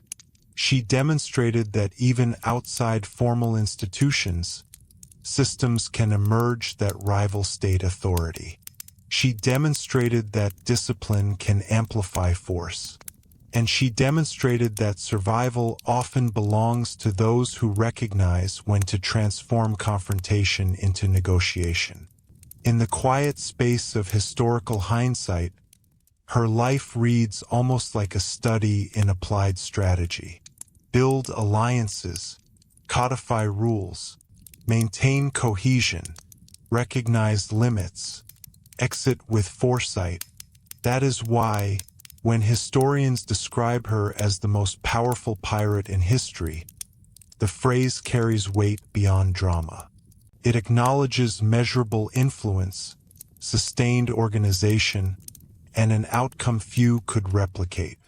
And so her story settles into its final form, not as a fleeting legend of the sea, but as a durable example of how authority can rise from unlikely beginnings, shape an entire maritime region, and then step back into history on deliberate terms. If we step back one last time and consider the full sweep of Zheng Yi Sao's life, what becomes most striking is not simply the scale of her maritime command, but the clarity with which she navigated shifting realities. The early 19th century South China Sea was a space defined by motion of goods, of people, of information, and of power. It was not a static frontier waiting to be controlled. It was an active artery of commerce that no single authority could fully dominate at all times. In that dynamic environment, success depended less on rigid ideology and more on flexible strategy. Zheng Yi Sao's leadership reflected that flexibility. She inherited not an empty stage, but a volatile coalition of pirate groups already operating along the coast. The death of Zheng Yi could easily have splintered that coalition into rival factions, each pursuing its own survival. Instead, she consolidated authority at precisely the moment fragmentation seemed likely. That consolidation required both persuasion and force, alliance and enforcement. It demanded that captains who might have doubted her accept her command as the most stable option available. Stability in this context did not mean peace. It meant coherence. Her fleets moved with coordinated intent. Shares of captured goods were distributed according to established ratios. Infractions within the ranks were punished in ways designed to discourage disorder. Even coercion directed at coastal communities followed patterns that maximized revenue while minimizing uncontrolled retaliation. These mechanisms were not accidental. They were deliberate attempts to convert maritime unpredictability into sustainable leverage. One of the enduring misconceptions about piracy is that it thrives purely on chaos. In reality, long-lasting pirate enterprises require structure. Without rules, crews disintegrate. Without predictable reward systems, loyalty erodes. Without centralized direction, coalitions collapse into rivalry. Zheng Yi Sao appears to have understood these dynamics instinctively. Her authority rested not merely on fear, but on system building. At the same time, the Qing state was not static. Imperial administrators observed, adapted, and recalculated. Early efforts to suppress piracy through direct confrontation encountered the familiar challenges of geography and coordination. The coastline's complexity favored smaller, agile vessels. Pirate networks could disperse and regroup with relative speed. Over time, however, imperial policy blended increased military pressure with strategic incentives for surrender. Amnesty, when offered under carefully defined terms, became a tool as potent as naval pursuit. Zheng Yi Sao's decision to accept amnesty illustrates a deeper dimension of her strategic thinking. She recognized that the structural advantages which had once favored her confederation were narrowing. Sustained campaigns strained resources. Defections chipped away at unity. External cooperation against piracy improved incrementally. Rather than gamble on a final, destructive confrontation, she converted her remaining leverage into negotiated security. This moment of negotiation is often overshadowed by the drama of her rise. Yet it may be the most revealing chapter of her career. It demonstrates that she did not equate power with perpetual defiance. She equated power with outcome. If the goal was survival, stability, and retained wealth, then negotiation was not defeat, it was strategy. Her later years, reportedly spent in commercial pursuits on land, complete a narrative arc that few pirate leaders experienced. The sea did not claim her life. The state did not execute her. Instead, she transitioned from maritime commander to civilian participant in coastal economic life. That transition underscores how fluid the boundaries between legality and illegality could be in maritime societies. The skills required to coordinate fleets, logistics, risk assessment, financial management, translated naturally into peacetime enterprise. In a broader historical context, Zheng Yi Sao's story challenges narrow definitions of authority. She operated outside imperial law, yet she built a regime that mimicked certain functions of governance. She enforced discipline, allocated resources, and negotiated agreements. For a time, her confederation functioned as a shadow maritime administration. It did not possess the legitimacy of dynasty or decree, but it possessed effectiveness. For modern audiences in the United States, the United Kingdom, Canada, and Australia, societies deeply shaped by maritime trade and naval tradition, her life offers a reminder that the sea has always been contested ground. Trade routes generate prosperity, but they also attract alternative powers seeking to control or tax movement. The balance between commerce and enforcement remains delicate, even today. While technology has transformed ships into steel hulls and satellites, the underlying tension between mobility and regulation endures. Zheng Yi Sao's career also speaks to the human capacity for adaptation within constrained systems. Born without formal status, operating in a society with defined gender hierarchies, she nevertheless navigated her way into a position of command over thousands. Her authority was not symbolic. It was operational and measurable. She did not lead from legend alone. She led from structure. And yet, what ultimately distinguishes her is not only ascent, but restraint. History is filled with leaders who reached remarkable heights only to fall because they misjudged timing. Zheng Yi Sao appears to have recognized the arc of her influence and acted before irreversible decline set in. In doing so, she preserved not only her own life but also a measure of stability for those who followed her.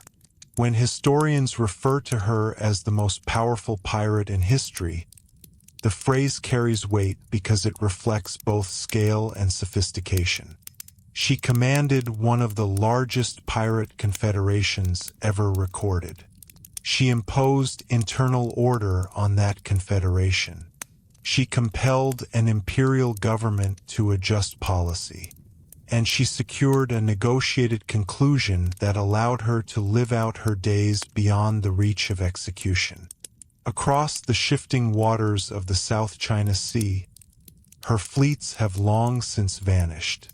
The banners have lowered, the ships dispersed, the alliances dissolved. Yet the imprint of her command remains in the historical record, not as a myth of chaos, but as a study in organized power. In the end, Zheng Yi Sao's legacy is less about spectacle and more about strategy. She understood systems, how to build them, how to sustain them, and how to exit them. And in that understanding lies the true measure of her distinction. As we arrive at the final horizon of her story, it becomes clear that Zheng Yi Sao's significance rests not only in what she achieved, but in what her career reveals about power itself. Power is often imagined as something seized in a single dramatic act. A battle won, a throne claimed, a proclamation issued. But in reality, power more often accumulates quietly.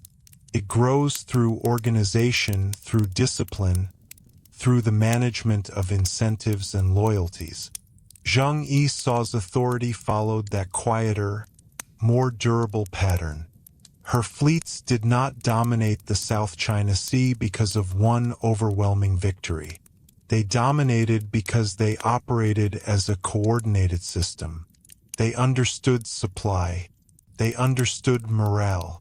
They understood the psychology of fear and predictability. They understood that sustained extraction of wealth requires structure. In many ways, her confederation resembled a state without territory, mobile, adaptive, and internally regulated. And yet, even the most organized non-state power operates within limits.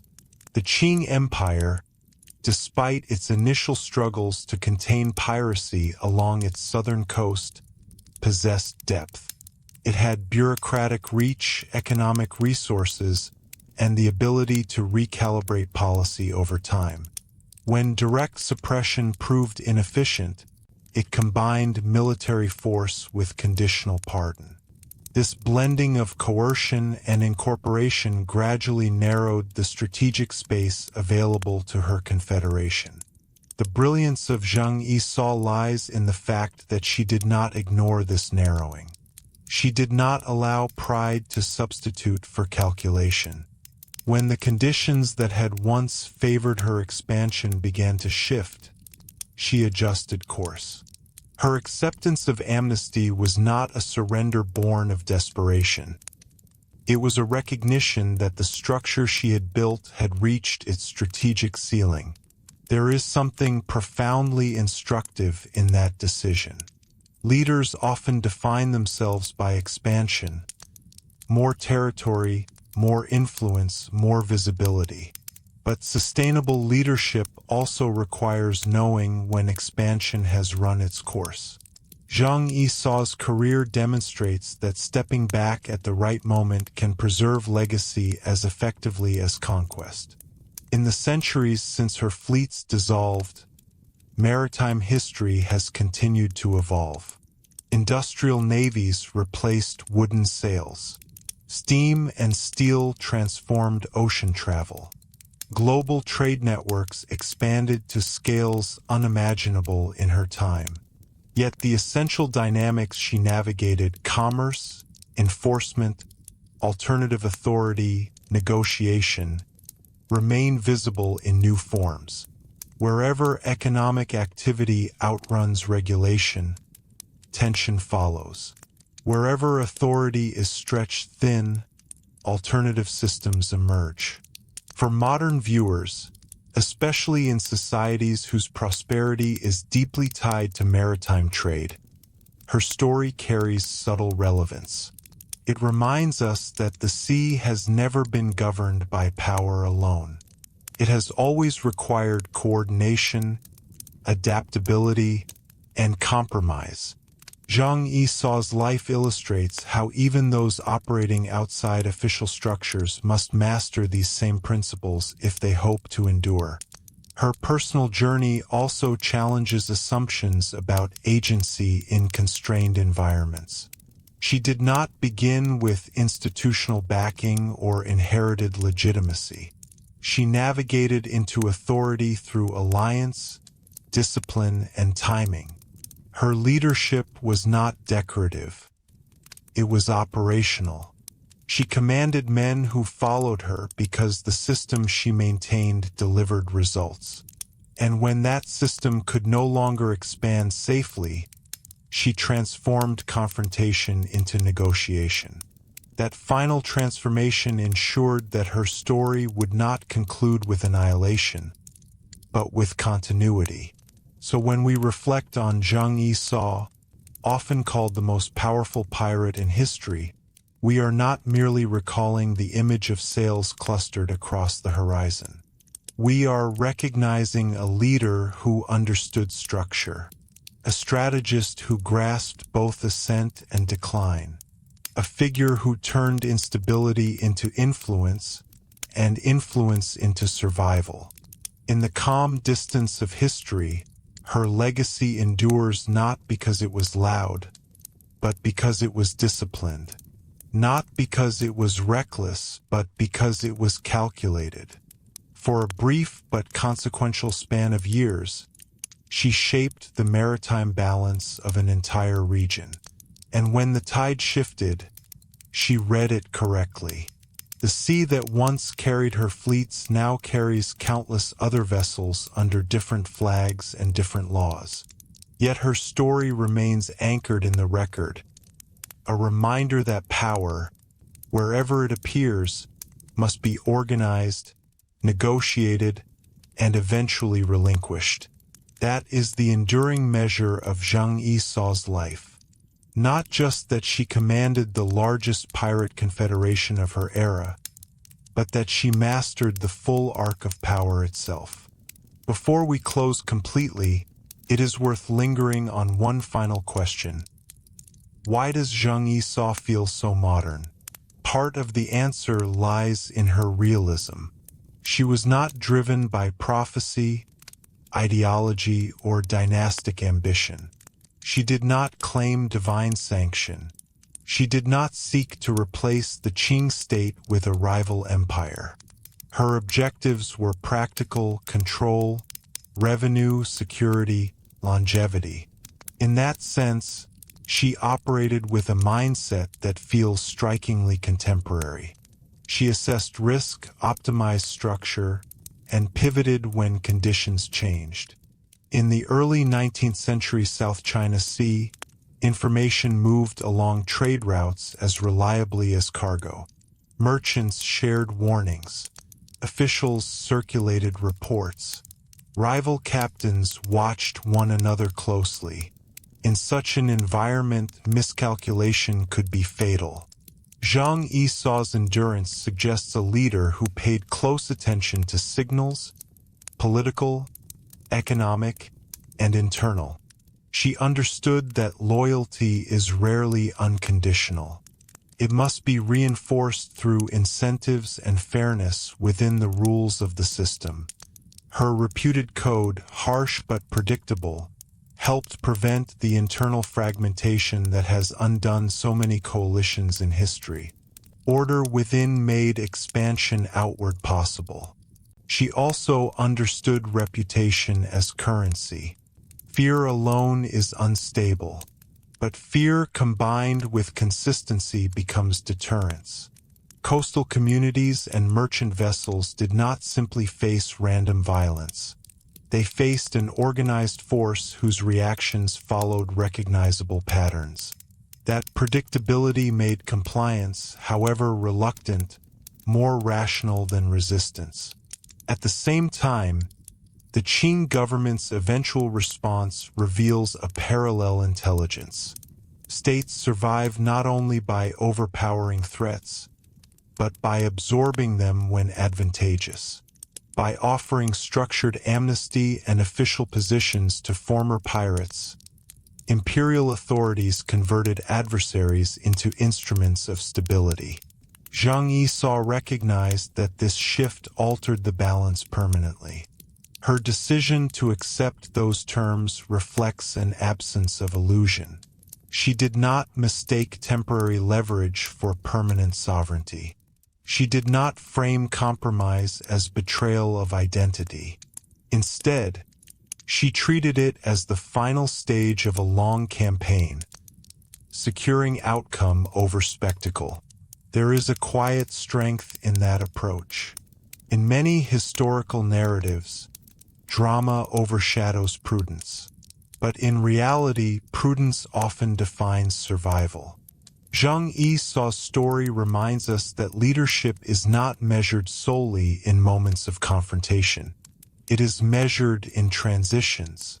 For audiences in maritime societies, whether in North America, Britain, Canada, or Australia, her life also resonates because it unfolds on familiar terrain. Trade routes, naval patrols, contested waters. The details differ, but the structural themes remain recognizable. Economic expansion creates friction. Enforcement adapts. Non-state actors test limits. Negotiation follows pressure. Yet beyond structure and strategy, there is something undeniably human about her trajectory. She began in obscurity. She rose through alignment and intelligence. She commanded loyalty in a world not predisposed to grant her authority. And she concluded her career not as a martyr, but as a survivor. Few pirate stories end that way. When historians describe her as the most powerful pirate in history, they are acknowledging a convergence of rare elements: scale, cohesion, negotiation, and longevity. Many pirates achieved notoriety. Some achieved regional dominance. Almost none achieved all of these together. And so her name endures not because it is sensational, but because it is instructive. Across the shifting waters of the South China Sea, Her fleets once moved with coordinated precision. They challenged established authority. They compelled adaptation. They reshaped maritime policy. And then, at a moment of her choosing, they dissolved. That arc, rise, dominance, recalibration, survival is the true narrative beneath the headline. Zheng Yi Sao's sails have long since disappeared from the horizon. But her legacy remains steady in the historical record, not as myth, but as example. A reminder that power can emerge from unlikely origins, that organization can magnify force, and that wisdom sometimes lies not in holding power forever, but in knowing exactly when to let it go. If we allow the story to settle fully, one last layer becomes visible: the contrast between movement and memory. During her lifetime, Zheng Yi Sao's authority depended on motion. Ships in formation, routes patrolled, signals exchanged across water, decisions carried from one squadron to another. Her power was kinetic, always adjusting to wind, tide, and intelligence. It lived in action. Yet what survives today is stillness. Archives, official reports, reconstructed fleet estimates, fragments of code and policy. Her living system has long dissolved, but its outline remains preserved in documentation written by those who once opposed her. That transformation from living maritime force to historical case study is itself a reminder of how power eventually yields to record. What makes her case endure in scholarship is not exaggeration, but proportion. Even cautious historians, wary of inflated numbers and legend, acknowledge that her confederation reached a scale rare in the history of piracy. Hundreds of ships, tens of thousands of sailors, structured fleets divided by color and command, a system of shared revenue, enforced discipline, negotiated amnesty. Strip away myth and what remains is still formidable. It is also important to remember that her authority did not exist in a vacuum. She operated in a region deeply connected to global currents. European trade companies were active in nearby ports. Silver flowed through maritime exchange. The Qing state faced both internal administrative burdens and growing external pressures. In this context, piracy was not a sideshow. It was a destabilizing force within an already complex system. Zheng Yi Sao's confederation thrived in that complexity.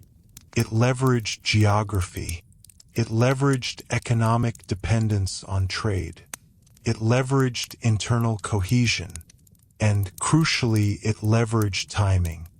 Her rise coincided with moments of imperial distraction and administrative strain. Her exit coincided with improved coordination against her. That rhythm, expansion under favorable conditions, contraction under unified opposition, is familiar in history.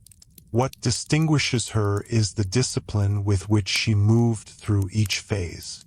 There is also something quietly revealing about the absence of theatrical collapse. Many pirate narratives end in spectacle. Dramatic capture, public execution, symbolic punishment. Her story ends in paperwork and negotiation. Terms discussed, pardons granted, positions assigned, wealth retained. It is a quieter conclusion, but in many ways it is more extraordinary, because survival in her profession was rare. For modern audiences, her life encourages a more nuanced understanding of maritime power. The sea is not only a stage for exploration and empire, it is a domain where informal systems can briefly rival formal ones. Authority on water has always required coordination beyond simple force.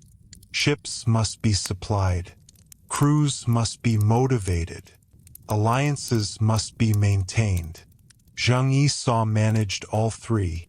Her gender, while often highlighted in contemporary retellings, was only one dimension of her distinctiveness. What mattered most in her environment was competence. She commanded not because of symbolic novelty, but because she sustained structure under pressure. In that sense, her career is less about exception and more about capability. And capability, once demonstrated, commands respect, even from adversaries. By the time her fleets dispersed, the Qing dynasty had not been overthrown. Trade had not collapsed permanently. The world continued, but policy had shifted. Strategies had been rewritten.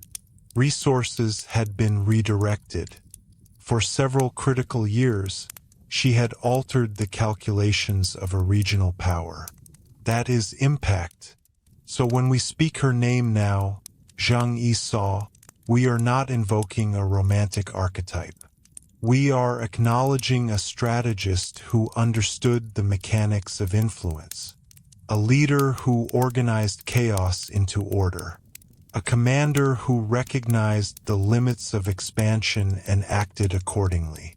The South China Sea has witnessed countless conflicts across centuries. Yet only a handful of individuals have shaped it so decisively from outside formal authority. She remains one of them, and perhaps that is the most fitting way to remember her, not as a legend exaggerated beyond scale, but as a disciplined force who mastered the full cycle of power on open water. Rise, structure, negotiate, survive. In that arc lies her true distinction. As we reach the true end of this long horizon, there is value in reflecting not only on what Zheng Yi Sao did, but on what her story teaches about the nature of historical attention itself. Some figures dominate history because they founded empires, others because they destroyed them. Zheng Yi Sao occupies a more unusual space. She neither founded nor destroyed a dynasty. Instead, she revealed the limits of imperial reach in a specific time and place and forced adaptation. That alone is enough to secure her place in serious historical discussion. Her confederation thrived at the intersection of commerce and enforcement. The South China Sea was not peripheral. It was economically vital. Rice shipments, salt transport, regional trade, and international exchange passed through its waters. When her fleets asserted control over stretches of that maritime highway, they did more than capture vessels. They introduced friction into an essential artery of regional stability. The Qing administration could not ignore that friction. Memorials to the throne, local military expenditures, and shifting policies reflected the urgency of response. In this way, Zheng Yi Sao's authority extended beyond her ships. It reached into bureaucratic planning rooms and fiscal decisions. That is a different kind of power, less visible than battle but measurable in policy. And yet, she did not overreach. This is perhaps the quiet thread running through her entire arc. She consolidated when opportunity appeared. She disciplined when fragmentation threatened. She extracted wealth without dissolving the trade networks she depended on. And when coordinated resistance narrowed her options, she negotiated rather than escalated beyond recovery.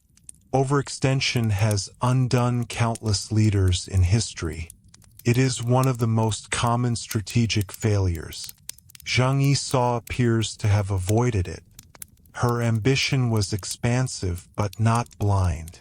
She expanded until conditions shifted. Then she recalibrated. That recalibration is central to why she stands apart from other pirate figures. Many commanded loyalty in moments of triumph. Few managed decline with foresight. The sea can be unforgiving to those who misjudge timing. She did not misjudge it. In the centuries since, piracy has reappeared in different regions and forms, off the coasts of Africa, in Southeast Asia, in isolated maritime corridors. But rarely has it achieved the scale and cohesion of her confederation. The modern world, with its satellite surveillance and multinational naval patrols, leaves less space for such centralized maritime alternatives. Her era, by contrast, offered a fleeting window where commerce outpaced coordination just long enough for her system to flourish. For contemporary audiences in English-speaking maritime nations, her story resonates not because it is exotic, but because it is structurally familiar. Trade networks remain global. Maritime choke points remain strategic. States still weigh enforcement costs against negotiation. The dynamics she navigated are not relics, they are enduring patterns. Her personal legacy also reminds us that historical impact is not always measured by monuments or descendants. It is measured by altered trajectories. For several pivotal years, she altered the trajectory of maritime policy in southern China. She altered the risk calculations of merchants. She altered the allocation of imperial resources. Those changes, though temporary, were real. And then she stepped back. That final act, stepping back, completes the arc. Not with spectacle, but with survival. Not with martyrdom, but with adaptation. In a world that often celebrates dramatic collapse as much as dramatic ascent, her conclusion feels almost restrained. Yet that restraint may be the most sophisticated decision she made. So when historians and documentary storytellers refer to Zheng Yi Sao as the most powerful pirate in history, the phrase carries a layered meaning. It refers to fleet size, certainly. It refers to organized command. It refers to the rare achievement of negotiating from a position of strength. But it also refers to something quieter, the mastery of power's life cycle. Rise when conditions allow. Consolidate with discipline. Recognize limits. Negotiate with clarity. Exit with survival intact. Across the vast and restless surface of the South China Sea, her sails once signaled an alternative authority. That authority has long faded, absorbed back into imperial record and historical memory. Yet the structure she built, and the intelligence that sustained it, remain firmly anchored in history. And that is where her story ultimately rests. Not in myth, not in exaggeration, but in the measured record of organized power on open water. If we let the story breathe for a final time, we begin to see Zheng Yi Sao not simply as an extraordinary pirate, but as a mirror held up to the systems around her. Her life exposes the tension between central authority and peripheral reality. It shows how quickly informal structures can grow when official oversight struggles to keep pace with economic expansion. And it reveals how even the most powerful states must sometimes negotiate with forces they cannot immediately eliminate. In the early 19th century, the Qing dynasty governed an immense and diverse empire. Yet its reach across coastal waters depended on ships, coordination, and funding, resources that were never infinite. The South China Sea was dense with traffic and opportunity. Smugglers moved alongside merchants. Fishermen navigated beside armed escorts. It was a maritime world of layered legality, where livelihoods blurred the line between permitted and forbidden activity. Zheng Yi Sao emerged from within that layered world. She did not invent piracy in the region. She inherited and reorganized it. What distinguished her was scale and cohesion. She transformed scattered pirate bands into a confederation large enough to exert sustained influence over trade corridors. That transformation required more than boldness. It required administration. Administration is rarely the first word associated with pirates, but it fits her case. There were fleet divisions, identifiable by color. There were leaders beneath her authority, responsible for maintaining order within their squadrons. There were established rules regarding division of spoils and consequences for internal theft or disobedience. Such rules were not ornamental. They were essential. Without them, loyalty would have fractured under the strain of profit and rivalry. Her governance model was, in a sense, pragmatic rather than ideological. She did not frame her confederation as a moral alternative to imperial authority. She framed it implicitly as effective. Effective in protecting its members. Effective in extracting wealth. Effective in compelling negotiation. Effectiveness became legitimacy within her ranks. At the same time, the Qing state adjusted. Naval campaigns intensified. Cooperation with regional powers strengthened incrementally. Officials recognized that brute force alone would be costly and uncertain. Amnesty, carefully structured, offered a different path. By promising pardon and even official roles to key pirate leaders, the state aimed to fracture unity and convert adversaries into stabilizing agents. Zheng Yi Sao's acceptance of these terms marks the final evolution of her strategic thinking. She understood that dominance at sea did not equate to permanence. She understood that the empire possessed reserves she could not indefinitely match. Most importantly, she understood timing. By negotiating when she still retained leverage, she preserved agency in the outcome. It is difficult to overstate how rare that conclusion was for pirate leaders. Many met their end in public punishment, serving as examples meant to deter others. Her story diverges sharply from that pattern. She retired with wealth, influence, and life intact.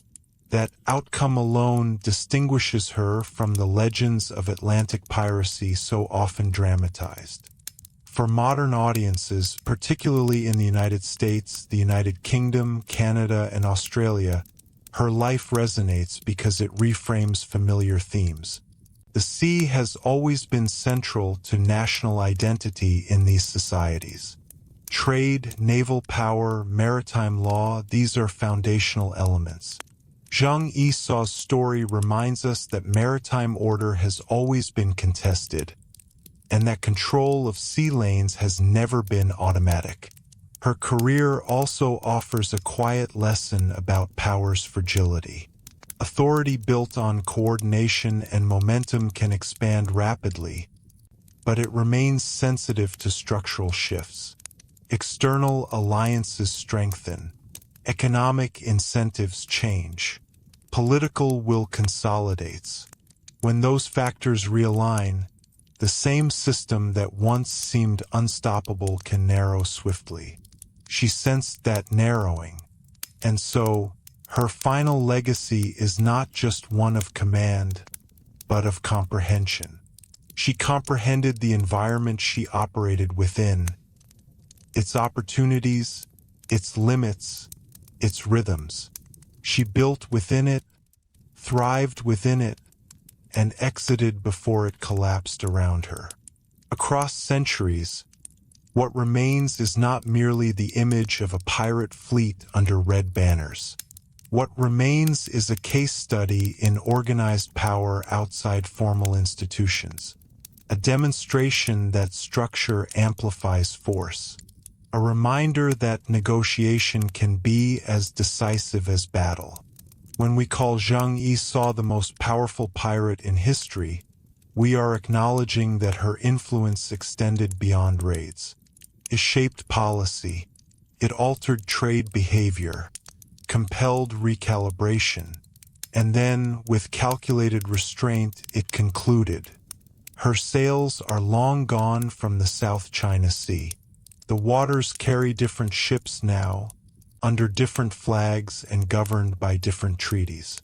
But the pattern she embodied, the rise of alternative authority in the gaps of empire, remains part of the enduring logic of maritime history. And in that logic, her name remains steady, anchored not in myth, but in measured impact. If we take one last, measured look across the waters of her era, Zheng Yi Sao's story ultimately becomes less about piracy and more about systems in motion. She did not operate at the center of imperial power. She operated at its edges, where enforcement was uneven, where commerce moved quickly, and where opportunity emerged in the gaps between authority and reality. Edges are often where history becomes most fluid. At the height of her command, the Red Flag Fleet and its allied squadrons represented something rare. A non-state maritime force organized with enough cohesion to influence policy decisions at the imperial level. Her confederation was not simply feared, it was calculated against. Officials did not dismiss it as scattered criminality. They treated it as a structured threat that required structured response. That structured response took time. It required financial allocation, regional coordination, and shifts in administrative strategy. During that window, Zheng Yi Sao's fleets maintained operational dominance in significant stretches of the South China Sea. Trade continued, but under altered conditions. Villages paid to avoid disruption. Merchant captains factored pirate presence into their planning. In that sense, her authority functioned almost as a shadow taxation system layered onto imperial waters. And yet, even shadow systems rely on stability. They require predictability within their own ranks. Her enforcement of internal codes, regarding loot distribution, discipline, and obedience, was not cruelty for spectacle. It was risk management. Large coalitions fragment when rules are unclear or unfair. By maintaining consistency, she reduced the likelihood of splinter factions undermining the whole. Leadership at that scale requires emotional control as much as tactical skill. Impulsive retaliation could provoke unified resistance. Excessive leniency could invite internal dissent. Her endurance suggests balance. She neither dissolved into chaos nor attempted reckless expansion beyond her logistical capacity. The Qing dynasty's eventual recalibration illustrates another enduring historical pattern. When states cannot immediately crush a threat, they often redefine the terms of engagement. Amnesty was not weakness. It was policy shaped by cost analysis. By offering conditional pardon and integration into official structures, imperial authorities reduced conflict without exhausting resources in endless naval pursuit. Zheng Yi Sao's acceptance of those terms completes her arc in a way that feels almost inevitable in retrospect. She had extracted wealth, commanded fleets, and proven her capacity. The risk of annihilation outweighed the symbolic value of continued defiance. In choosing negotiation, she preserved autonomy over her conclusion. Few pirate leaders in any tradition achieved such closure. Her later life, spent away from maritime warfare, demonstrates that power can evolve rather than simply collapse. Skills honed in coordination and resource management translated into civilian enterprise. That transition underscores the fluid boundary between illicit and licit economies in coastal societies. The same networks that once facilitated raiding could facilitate trade. The difference lay in official recognition. For modern audiences, her story resonates because it strips away romantic exaggeration and replaces it with structure. She was not an unpredictable storm on the sea. She was an organizer of force, a manager of incentive, a negotiator of outcome. In societies shaped by maritime law and global commerce, that distinction matters.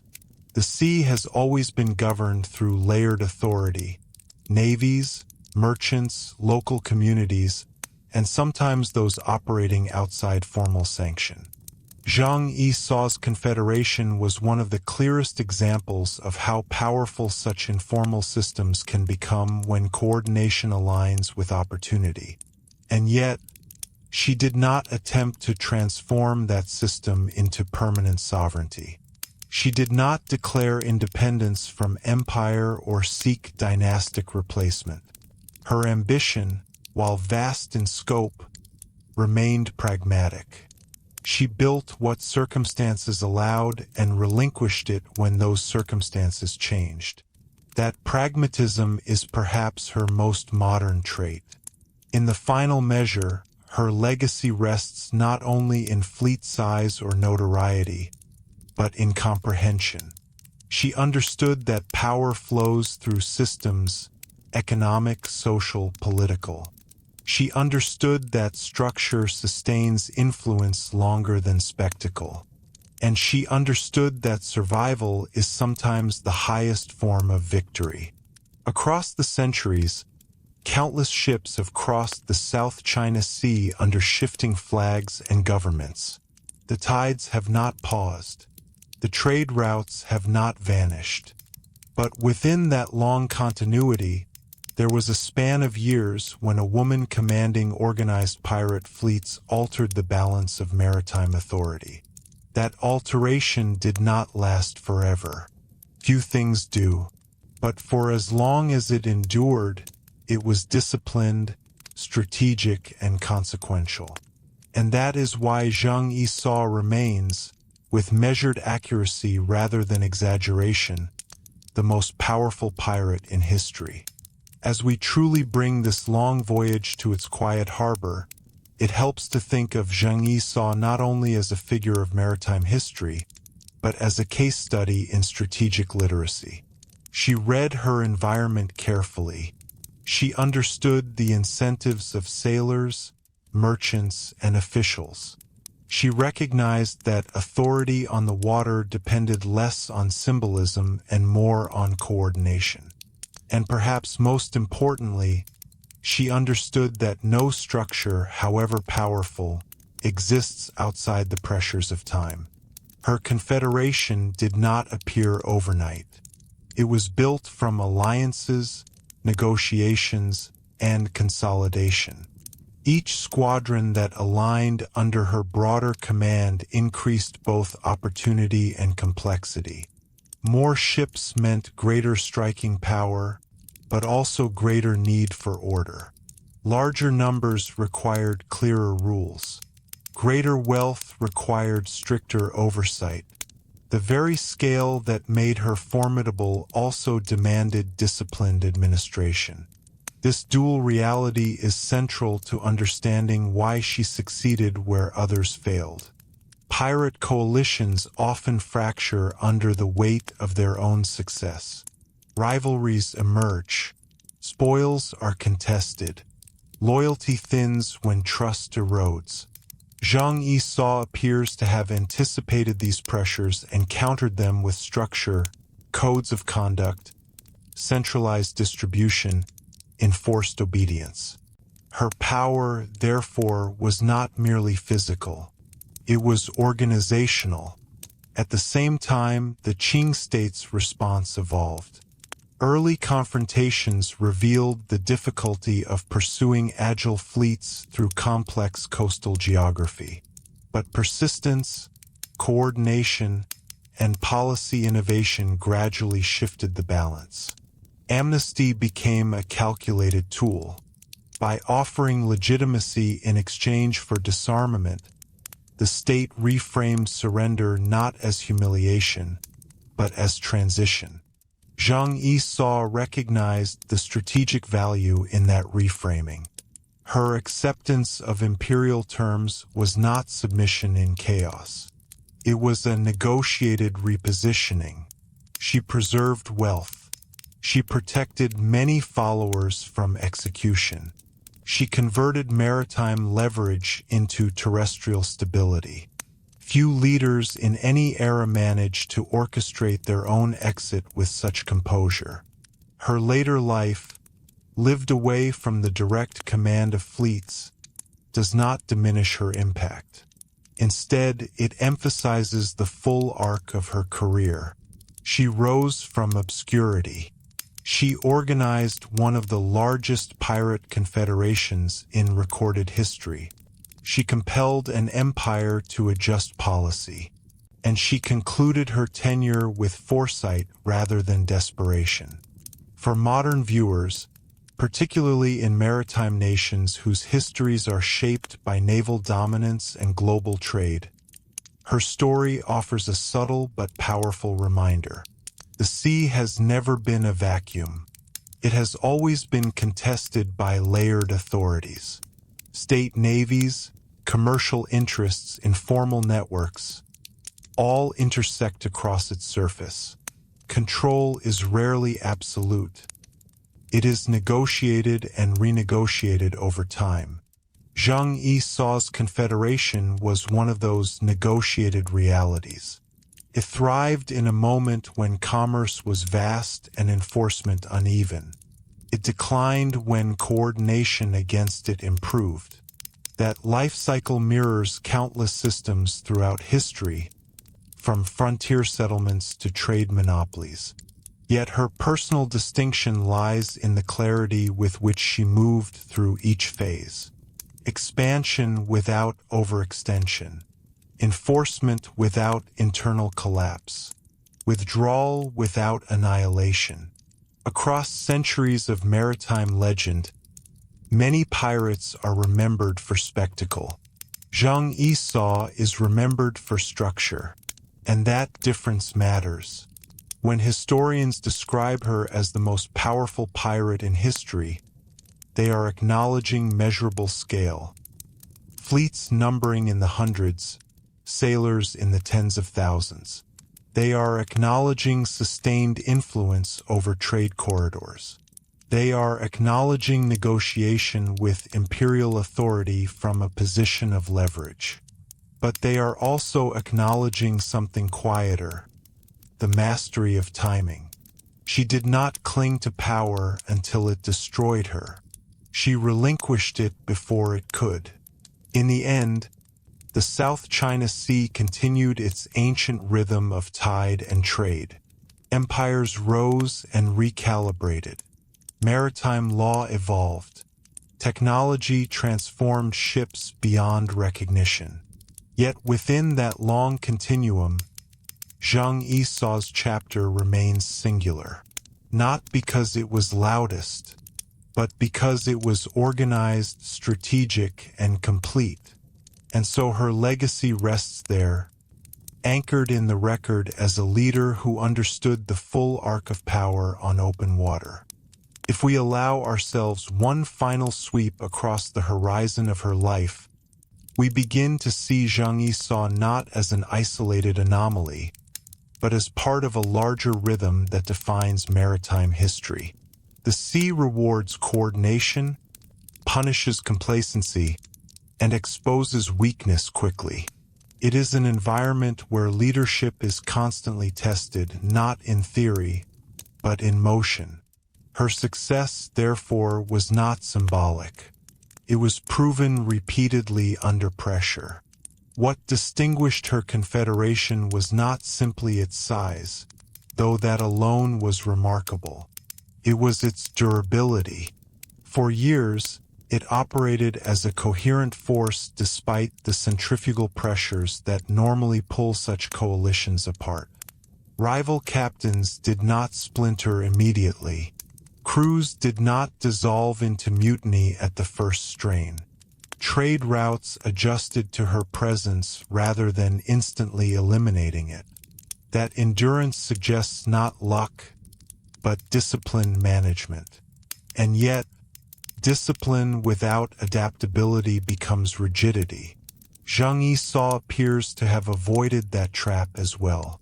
She adapted tactics, negotiated alliances, and recalculated strategy when circumstances changed. The Qing government's eventual combination of force and amnesty altered the strategic landscape. Some pirate leaders might have escalated recklessly in response, seeking dramatic final confrontation. She did not. She recognized that the balance of advantage had shifted. That recognition is perhaps the most subtle but profound aspect of her leadership. It requires detachment. It requires the ability to assess not only one's strengths, but one's limits. In choosing negotiation, she did not abandon ambition. She redefined it. Survival and stability became the new objective, replacing expansion. For historians, this pivot is critical. It demonstrates that power in history is rarely absolute. It moves in phases: accumulation, peak, contraction. Leaders who survive are those who read those phases correctly. Zheng Yi Sao's life illustrates that reading with unusual clarity. Her later years, removed from naval command, underscore that clarity. She did not fade into exile or obscurity in disgrace. Instead, she transitioned into civilian economic life, reportedly maintaining influence and comfort. In doing so, she accomplished something that few pirate captains in global history managed. She ended her career on her own negotiated terms. For modern audiences, especially in countries whose prosperity is tied to maritime commerce, her story resonates because it mirrors enduring tensions. Trade demands openness. Security demands enforcement. Where enforcement lags, alternative powers arise. Where alternative powers grow too strong, negotiation or suppression follows. The pattern repeats across centuries and oceans. Zheng Yi Sao's confederation was one of the clearest manifestations of that pattern in East Asian waters. It thrived because economic opportunity was vast and enforcement uneven. It declined when coordination against it improved. That arc is neither romantic nor tragic. It is structural. And within that structure, her personal distinction remains unmistakable. She did not merely ride a wave of piracy. She shaped it. She organized it. She disciplined it. And when the tide turned, she stepped ashore with foresight intact. When we describe her as the most powerful pirate in history, the phrase is not hyperbole. It reflects scale, influence, and outcome. Hundreds of ships under coordinated command. Tens of thousands of sailors aligned within a functioning system. Negotiations conducted from leverage rather than desperation. But beyond those measurable facts lies something quieter. Composure. Composure in consolidation. Composure in command. Composure in retreat. The South China Sea has carried countless fleets before and after her time. Its waters have witnessed empire, rebellion, trade, and war. Yet among those shifting currents, her chapter stands as one of disciplined authority rather than fleeting chaos. And that is why her legacy endures, not as spectacle but as strategy. not as myth but as measured impact. Across the long arc of maritime history, Zheng Yi Sao remains anchored as a leader who understood that power is not only about how high one rises, but how wisely one descends. As we close this final chapter, it is worth reflecting on how rare it is for a figure like Zheng Yi Sao to emerge from the margins of society and reshape the center of regional power. She began without official title, without inherited authority, without institutional backing. Yet within a maritime world defined by opportunity and instability, she constructed a structure strong enough to command fleets and compel negotiation. Her rise reminds us that power does not always originate from formal institutions. It can crystallize around coordination, discipline, and shared incentives. In the early 19th century South China Sea, the ingredients were present: dense trade routes, uneven enforcement, experienced seafarers, and fragmented pirate bands. What was missing was consolidation. Zheng Yi Sao provided that consolidation. Her confederation scale was not accidental. It was the result of alliance building and internal governance. Ships were grouped under recognizable banners. Command was layered. Loot was distributed through codified shares. Punishment was predictable. These elements transformed volatility into durability. In effect, she built a maritime organization capable of surviving beyond individual raids or seasonal campaigns. At the same time, her story illustrates a fundamental truth about systems of power. They are relational. Her authority expanded in relation to the Qing state's temporary limitations. When imperial coordination strengthened, her strategic position narrowed. This interplay between state and non-state power is not unique to her era. It appears repeatedly throughout global history, wherever trade expands faster than enforcement.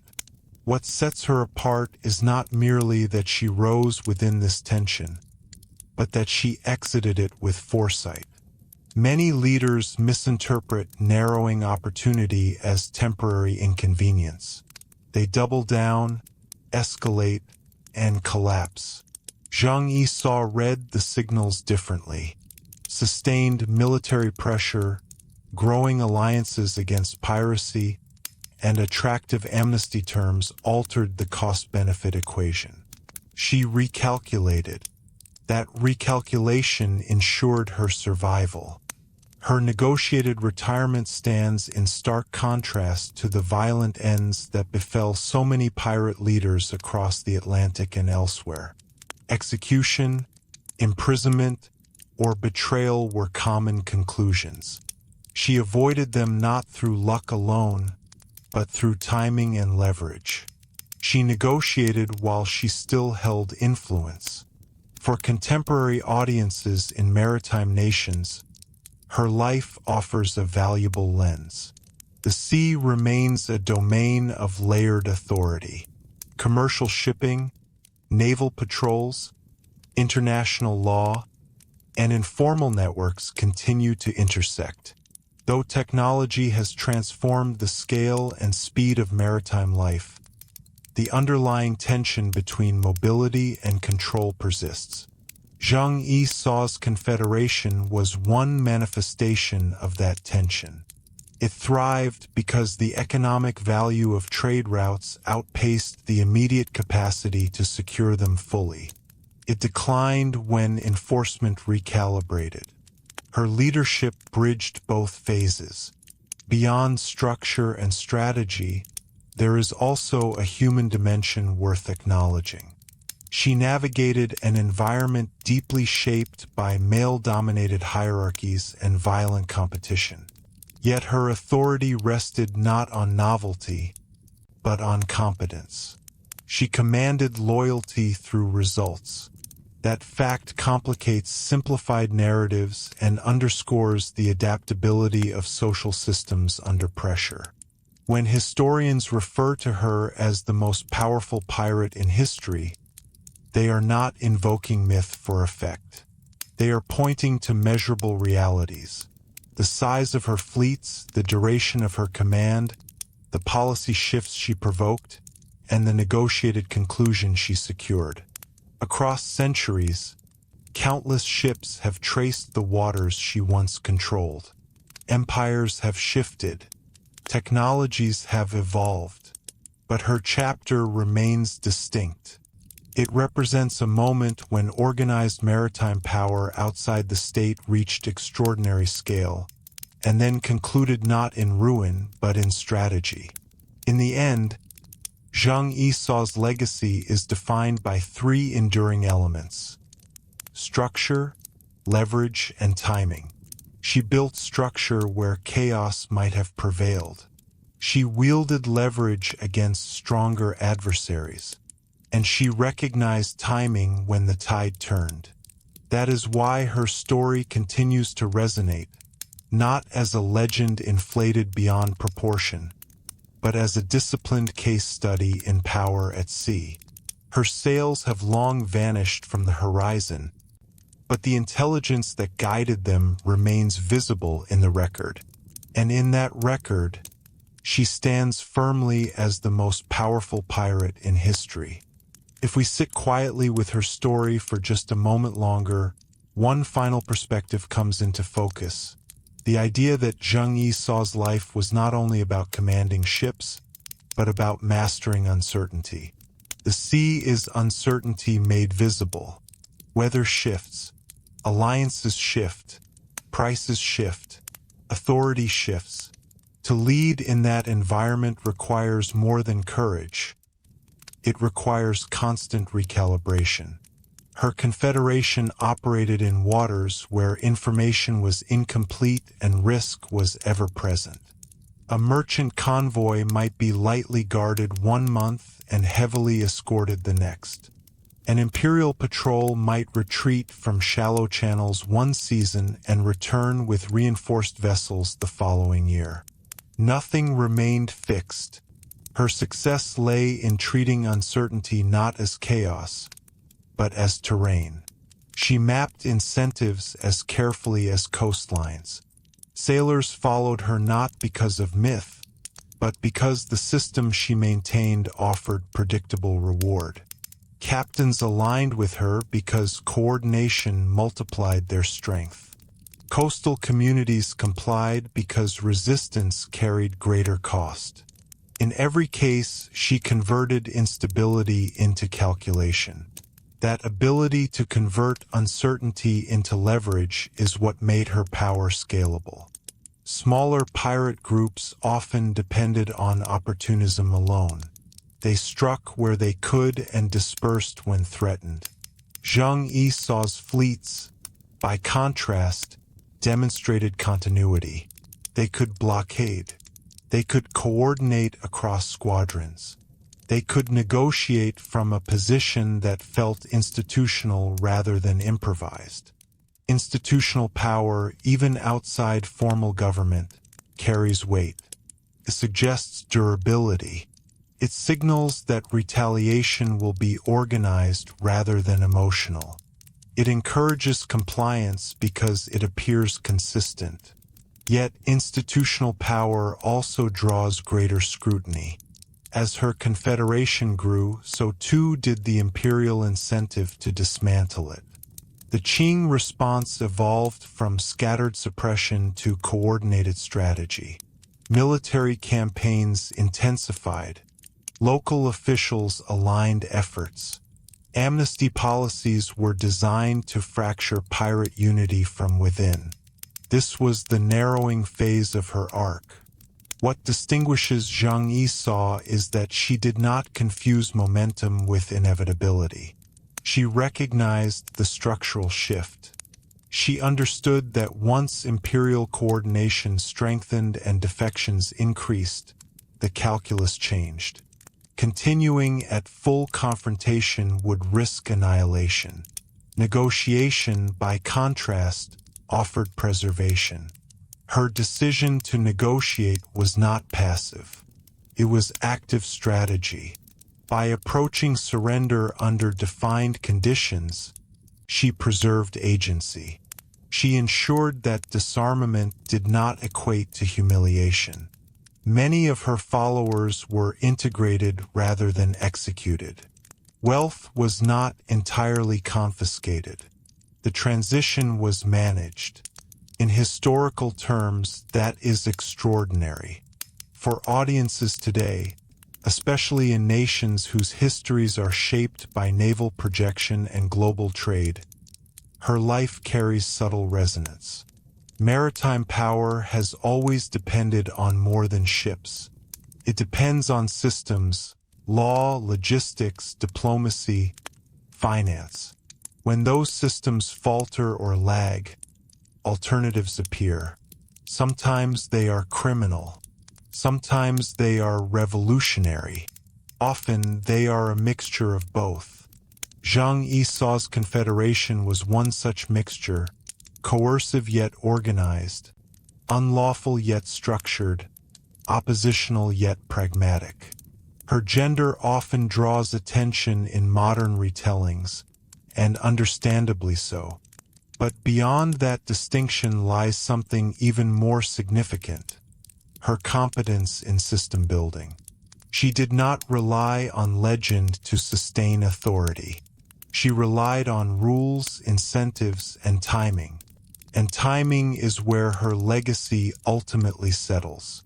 She rose when opportunity allowed consolidation. She dominated when coordination favored her. She stepped aside when structural pressure outweighed advantage. Across maritime history, that full arc is rare. When historians call her the most powerful pirate in history, the phrase reflects more than fleet numbers. It reflects sustained influence over trade corridors. It reflects negotiated leverage with an imperial state. It reflects survival where others met spectacle. The South China Sea, restless and vast, has erased the physical traces of her command. No banners remain. No fleets sail under her signal. Yet, in the layered record of policy shifts, administrative correspondence, and maritime accounts, her imprint is clear. Not as myth, not as exaggeration, but as disciplined, organized, strategic power on open water.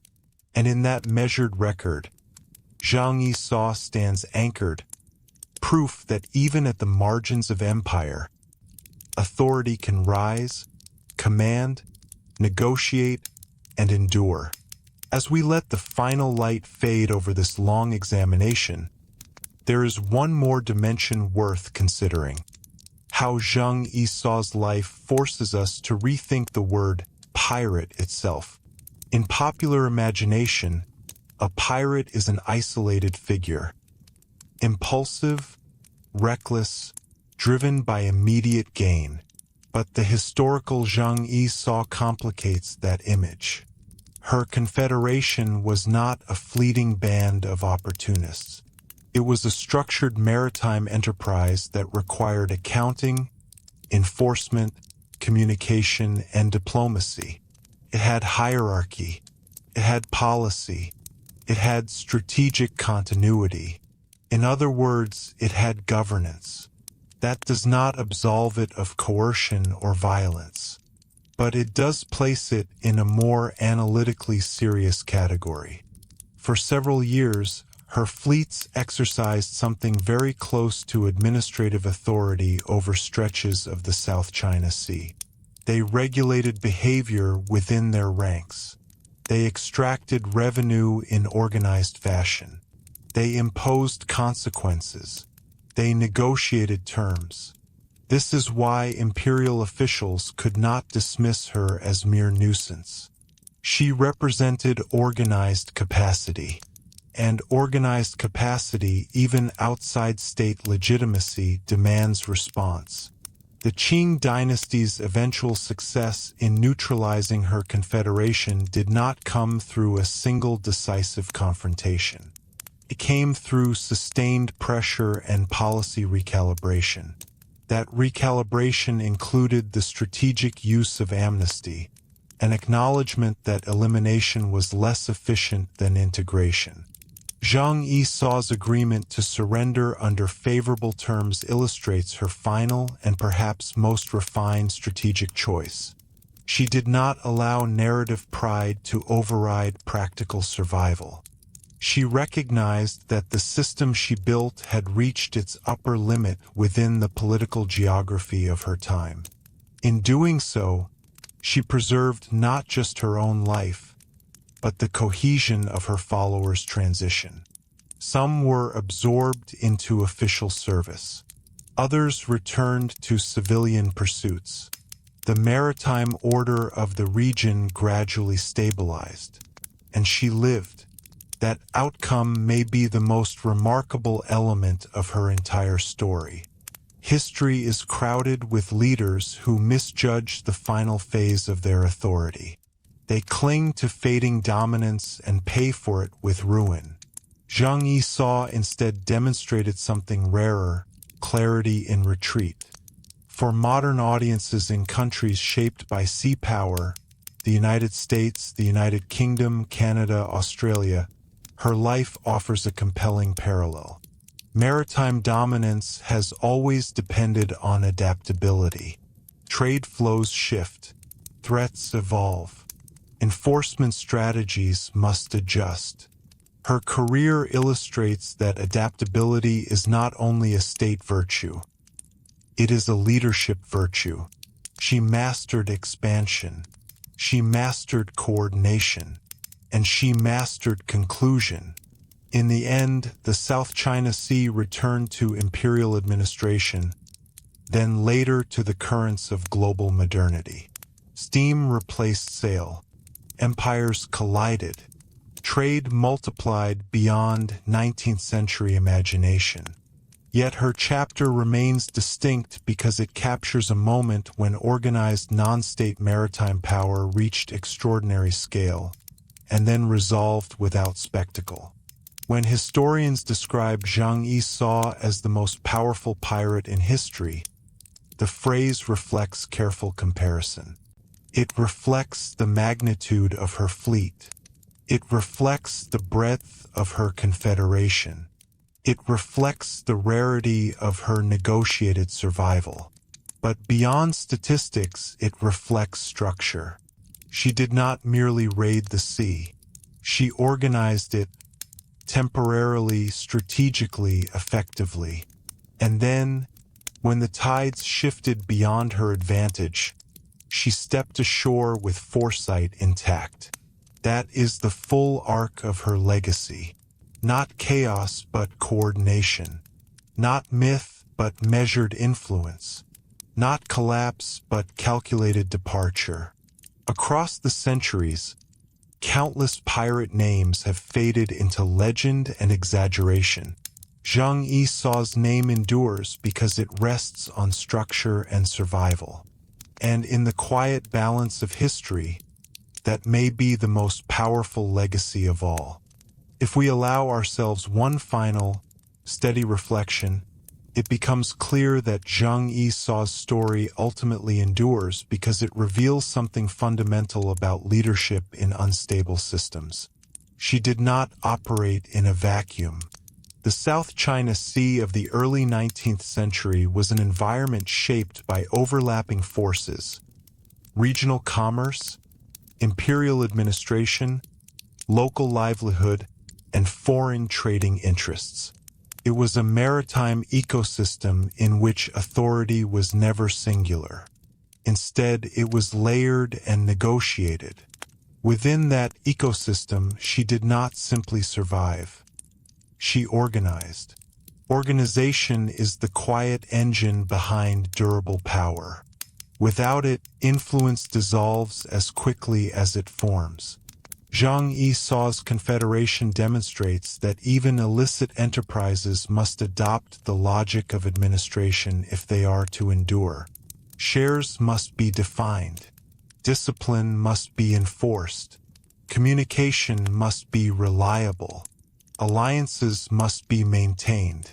She managed these elements not as improvisation, but as structure. That structure allowed her fleets to operate with consistency across seasons and campaigns. It allowed them to impose predictable pressure on trade routes rather than scatter opportunistically. It allowed them to command loyalty in a world where loyalty was fragile. In doing so, she transformed piracy from episodic raiding into something closer to organized maritime governance. But governance, even informal, carries risk. The larger the system, the more visible it becomes. And visibility invites response. The Qing dynasty's recalibration, strengthening naval coordination while offering conditional amnesty, illustrates a recurring pattern in statecraft. When direct suppression proves costly, integration can become the more efficient solution. Zheng Yi Sao's recognition of this shift was decisive. She understood that her confederation's leverage was strongest before total encirclement. Negotiating at that moment preserved advantage. This decision speaks to a rare strategic maturity. She did not equate power with perpetual resistance. She understood that survival is itself a form of victory. By securing favorable surrender terms, she ensured that her story would not conclude in annihilation, but in continuity. And continuity matters. Many pirate leaders are remembered for how dramatically they fell. Zheng Yi Sao is remembered for how intelligently she concluded her rise. That distinction sets her apart not only within East Asian maritime history, but within global piracy as a whole. For modern audiences, particularly in societies with deep maritime heritage, her life resonates because it reframes familiar narratives. Sea power is often portrayed as the domain of empires and navies. Yet her career reminds us that maritime authority has always been contested. Informal systems can emerge where enforcement lags. Those systems can grow large enough to demand negotiation. And their leaders, if perceptive, can transition before collapse becomes inevitable. In that sense, her story feels less like legend and more like a case study. A case study in how to build cohesion from fragmentation. A case study in how to manage incentives across large, volatile networks. A case study in how to read structural change and act before momentum turns against you. When historians refer to Zheng Yi Sao as the most powerful pirate in history, the phrase rests on measured realities. The scale of her fleets, the size of her manpower, the durability of her confederation, and the rarity of her negotiated retirement. It is not myth that sustains her reputation. It is proportion. Across the shifting waters she once commanded, her sails have long since vanished. But the principles her life illustrates, organization, leverage, timing, remain relevant wherever systems are in motion. And so her legacy remains steady in the historical record. Not exaggerated, not romanticized beyond recognition, but anchored in disciplined impact. For a time, the South China Sea answered to her coordinated command. When that time ended, she ensured it ended on her terms. That is why, centuries later, Zheng Yi Sao still stands, calmly, firmly, as the most powerful pirate in history. If we allow ourselves one final, deliberate pause at the edge of her story, we begin to understand that Zheng Yi Sao's true distinction lies not only in commanding ships, but in mastering scale. Scale changes everything.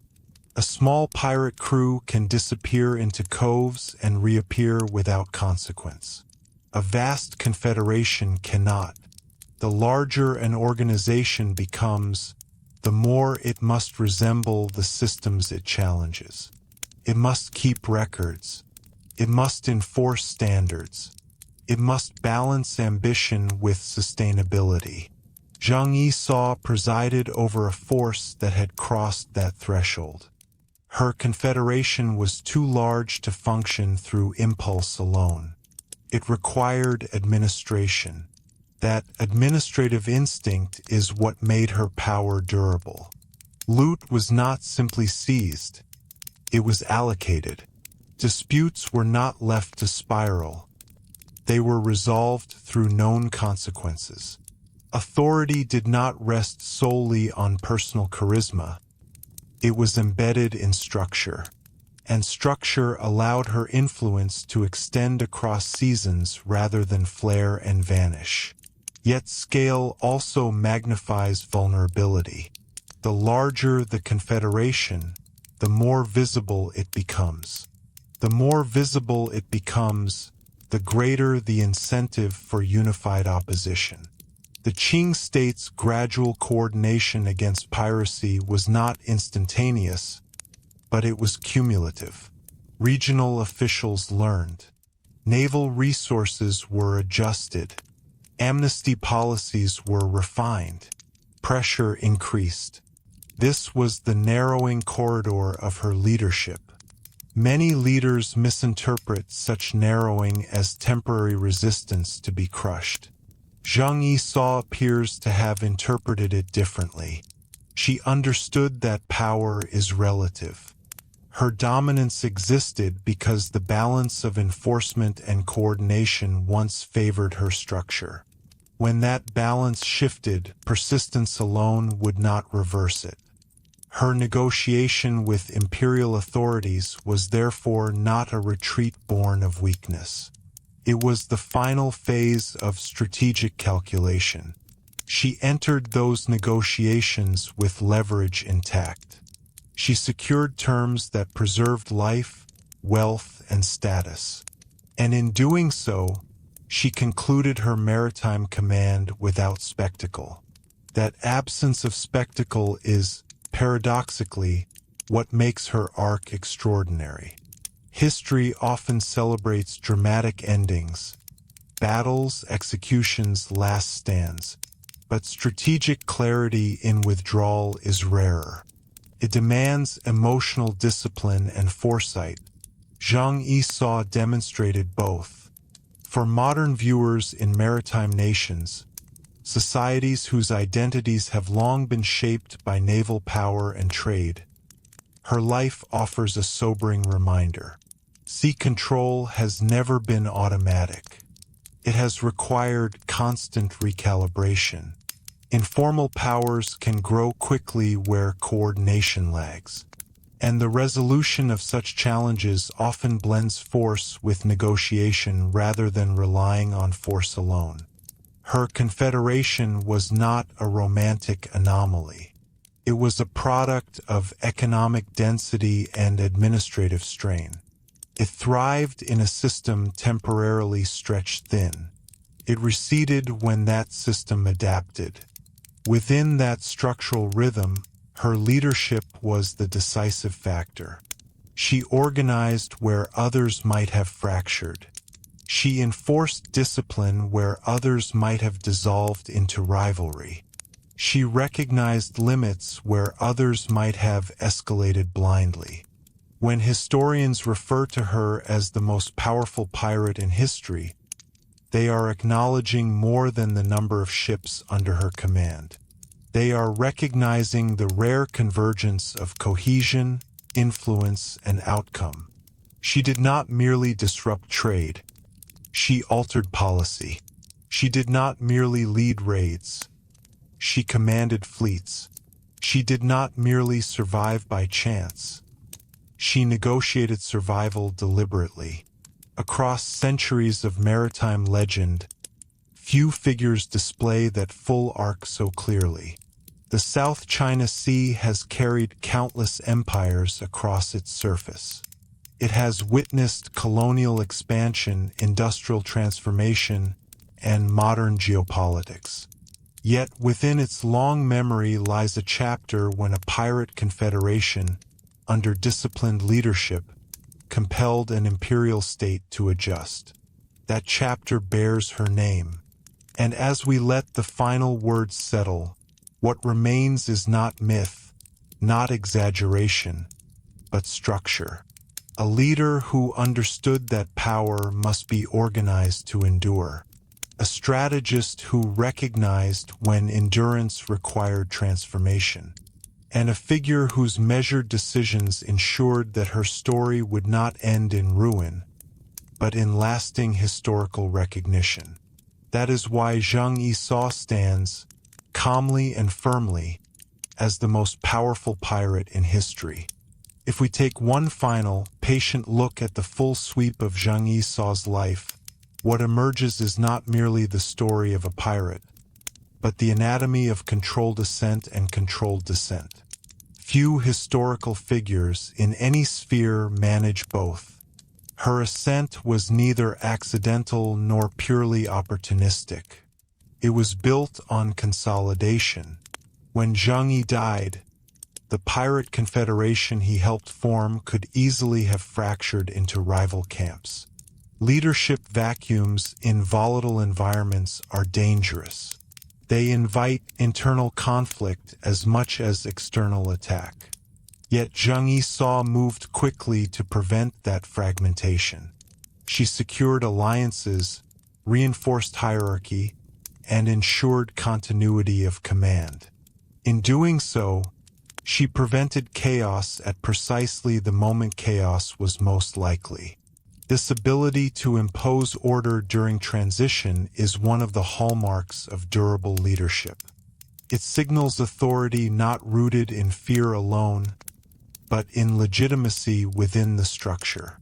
Her captains and crews followed not because she represented novelty, but because she preserved stability and profit. That stability was not gentle. It was enforced, but enforcement within known boundaries is different from disorder. Her confederation's scale demanded this discipline. A few ships can survive on improvisation. Hundreds cannot. The Red Flag Fleet and its allied squadrons required coordination of movement, timing of raids, and management of shared resources.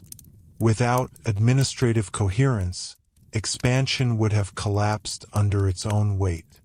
Instead, her fleets operated as a networked force across coastal waters. Yet expansion always carries a ceiling. As imperial forces reorganized and maritime coordination improved, the strategic terrain shifted. The Qing state combined military action with incentives that undermined pirate unity. Amnesty was not simply mercy, it was strategy. By offering reintegration and limited protection, it weakened the Confederation's incentive to remain unified against the state. Zheng Yi Sao recognized the implications. Continued resistance would escalate cost and reduce return. Her authority, while formidable, was not infinite. Negotiation at that juncture preserved her autonomy over the outcome. That final transition, deliberate and calculated, completes her arc in a way that few pirate leaders achieved. Many are remembered for their final defiance. She is remembered for her final clarity. For modern viewers, particularly in maritime societies whose histories are tied to naval power and trade networks, her life provides a measured reminder. Sea power has always been dynamic. Trade flows generate wealth but also friction. Informal authorities can emerge where enforcement is uneven, but such authorities must either adapt or dissolve when larger systems respond. Zheng Yi Sao adapted. Her later years, reportedly spent engaged in civilian enterprise, underscore that adaptability. The skills she honed at sea, logistics, negotiation, incentive management, translated into stability on land. That transition is not a footnote. It is the culmination of her strategy. When historians describe her as the most powerful pirate in history, they are recognizing this complete cycle. Fleet size matters, manpower matters, but outcome matters more. She commanded one of the largest pirate confederations ever recorded. She compelled policy shifts within an empire, and she exited her career with survival and agency intact. Across the centuries, the South China Sea has seen colonial expansion, industrial fleets, and modern geopolitical rivalry. Its waters remain contested and economically vital. Yet within its long record, there remains a chapter when organized non-state maritime power reached extraordinary scale under disciplined leadership. That chapter bears her name. And as we finally close this long narrative, what endures is not exaggeration, not mythic spectacle, but proportion. She built structure from fragmentation. She sustained cohesion at scale. She negotiated when advantage narrowed. And she survived. In the measured language of history, that combination is rare. And it is why Zheng Yi Sao stands calmly, firmly, and without embellishment, as the most powerful pirate in history. As we ease into the final quiet of this story, it becomes clear that Zheng Yi Sao's legacy rests not on legend, but on equilibrium. She understood balance between fear and predictability, between expansion and restraint, between confrontation and negotiation. That equilibrium is what allowed her confederation to function at extraordinary scale without immediately collapsing under its own pressure. In the South China Sea of her era, balance was fragile. Commerce flowed constantly, but enforcement lagged unevenly behind it. Local officials struggled to patrol vast coastlines. Merchant communities navigated between compliance and resistance. Within that fluid environment, power did not belong automatically to the largest empire on paper. It belonged temporarily to whoever could organize effectively. Zheng Yi Sao organized effectively. Her fleets were not random swarms. They were grouped, commanded, and disciplined. Her internal code created expectations. Expectations created stability. Stability created leverage. That leverage, applied across busy trade routes, forced even imperial authorities to recalibrate strategy. But equilibrium shifts. As the Qing state strengthened coordination and offered structured amnesty, the strategic equation changed. What had once been sustainable expansion became mounting risk. She read that shift correctly. Rather than escalate into inevitable defeat, she pivoted toward negotiation while her influence still commanded respect. That pivot preserved not only her life, but her narrative. Instead of concluding in violent spectacle, her career concluded in controlled transition. Few pirate leaders anywhere in history can claim that distinction. For modern audiences, especially in nations deeply shaped by maritime commerce, her life invites reflection on how power functions in transitional spaces. The sea is not simply a frontier, it is a network, and networks can be reorganized by those who understand their flows. Zheng Yi Sao did not attempt to replace the empire outright. She inserted her confederation into its blind spots and thrived until those blind spots narrowed. Her story, therefore, is not one of reckless defiance. It is one of structured adaptation. When historians call her the most powerful pirate in history, they are measuring more than fleet size. They are measuring coherence, duration, influence, and outcome. Hundreds of ships, tens of thousands of sailors, years of sustained maritime dominance, negotiated retirement rather than execution. These are not romantic exaggerations. They are structural markers. Across centuries of maritime lore, pirates often symbolize chaos. Zheng Yi Sao symbolizes order within chaos. She demonstrated that even outside formal law, authority requires system. And she demonstrated that even the strongest informal systems must eventually adjust to larger forces. Her sails no longer cross the South China Sea. The waters she once commanded now carry container ships and naval patrols under modern flags. Yet beneath those changes lies the same enduring truth. Control of the sea is never permanent. It is negotiated, contested, recalibrated. Zheng Yi Sao mastered that negotiation in her time. She rose when opportunity aligned. She governed when scale demanded structure. She withdrew when conditions narrowed. And she survived. That full arc, measured, strategic, complete, is why her name remains anchored in maritime history. Not as myth, not as spectacle, but as the most powerful pirate in history, understood in its fullest, most disciplined sense. As we let the final tide roll out on this story, it becomes clear that Zheng Yi Sao's life endures because it illustrates a rare completeness. Not simply the rise of power, not simply the maintenance of power, but the conscious conclusion of power. Most historical figures are defined by only one of those phases. They are remembered for ascent or for dominance or for collapse. Zheng Yi Sao occupies all three, and she moves through them with unusual control. Her ascent was forged in instability. Coastal southern China in the early 19th century was economically vibrant but administratively stretched.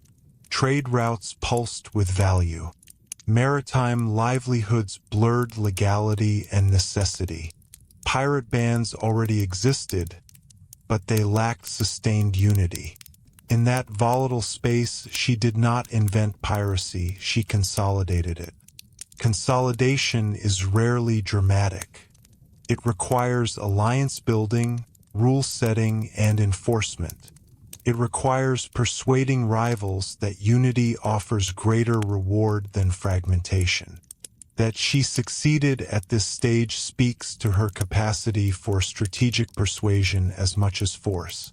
A confederation of that scale cannot function without internal legitimacy. Her dominance followed naturally from that structure. The Red Flag Fleet and its associated squadrons became a coordinated presence rather than scattered threat. Trade adapted around her. Coastal communities negotiated with her. Imperial administrators recalculated in response to her. Her authority, while not recognized formally, was undeniably operational. Yet dominance, especially at sea, is always temporary. The Qing state adjusted. Naval resources were reorganized. Cooperation improved. Amnesty was deployed strategically to fracture pirate unity. These developments altered the environment that had once favored her expansion. The final and perhaps most defining phase of her career was her response to that shift. She did not misread it. She did not escalate blindly. She negotiated. Negotiation in that moment was not surrender without thought. It was the preservation of agency. By entering talks while still commanding leverage, she secured terms that allowed her and many followers to avoid execution. She retained wealth. She transitioned into civilian life. In the world of piracy, where spectacle often defines the end, this quiet resolution is extraordinary. For contemporary audiences in maritime nations, her story resonates because it reflects enduring structural truths. Sea power is dynamic. Economic growth can outpace enforcement. Informal systems can rise quickly where oversight is thin. But such systems must either adapt or collapse when larger authorities recalibrate. Zheng Yi Sao adapted. Her life also challenges assumptions about where authority originates. She did not hold official rank at the outset. She did not inherit institutional power. She constructed it. She maintained it through discipline. And she relinquished it through calculation. When historians describe her as the most powerful pirate in history, the phrase rests on measurable foundations. Fleet size, manpower, sustained influence, negotiated survival. It is not myth that secures her place. It is proportion. Across centuries of maritime conflict and commerce, few pirate leaders achieved comparable scale. Fewer still achieved comparable longevity. And almost none concluded their careers with strategic clarity intact. The South China Sea continues its restless motion. Modern ships cross waters once patrolled by her fleets. Empires have shifted. Economies have transformed. Yet within that vast and changing expanse, her chapter remains distinct. Not because it was loud, but because it was organized. Not because it defied authority recklessly, but because it negotiated with authority intelligently. That full arc, rise, consolidation, recalibration, survival, is why Zheng Yi Sao remains anchored in history as the most powerful pirate in history. And with that, her story settles. Steady, disciplined, and complete. If we take one final, steady breath with this story, what ultimately defines Zheng Yi Sao is not spectacle but proportion. Her life sits at the intersection of opportunity and constraint, and what she achieved was not the product of mythic luck, but of disciplined reading of those constraints. She operated in a maritime corridor that was economically essential yet administratively strained. The South China Sea was dense with trade rice, salt, textiles, ceramics, moving between ports that connected local economies to global exchange. The Qing dynasty possessed immense territorial authority, but projecting that authority consistently across thousands of miles of irregular coastline required coordination that was never perfect. In that imperfection, space opened. Zheng Yi Sao filled that space with structure. Her confederation did not rely on spontaneous raids alone. It relied on organization. Fleets were grouped under identifiable banners. Command flowed through tiers. Revenue was divided according to rules. Punishment enforced cohesion. These elements converted volatility into sustainability. In effect, she built a mobile maritime system capable of exerting influence over trade routes for years rather than months. What makes her case especially compelling is that her power forced response at the highest levels. She was not merely a regional irritant. She altered the strategic calculations of imperial officials. Naval deployments shifted. Policy discussions intensified. Amnesty was crafted not as charity, but as a tool designed with her confederation in mind. That response illustrates the seriousness of her influence. Yet her greatest distinction lies not only in commanding that influence, but in relinquishing it intelligently.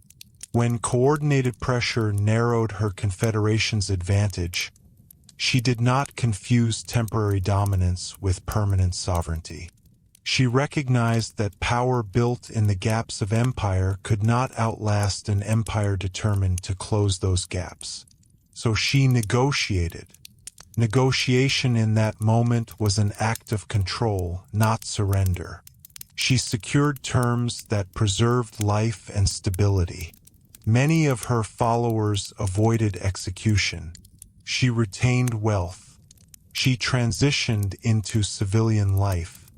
In the violent and uncertain world of piracy, such an ending was rare. For modern viewers, especially in nations whose histories are intertwined with sea power and global trade, her life offers a reminder that maritime authority has always been layered. Official navies may claim jurisdiction, but informal systems can arise where coordination falters. These systems may flourish briefly, even impressively, but they remain contingent on broader structural balance. Zheng Yi Sao's confederation flourished when fragmentation favored her organization. It declined when unity favored the state.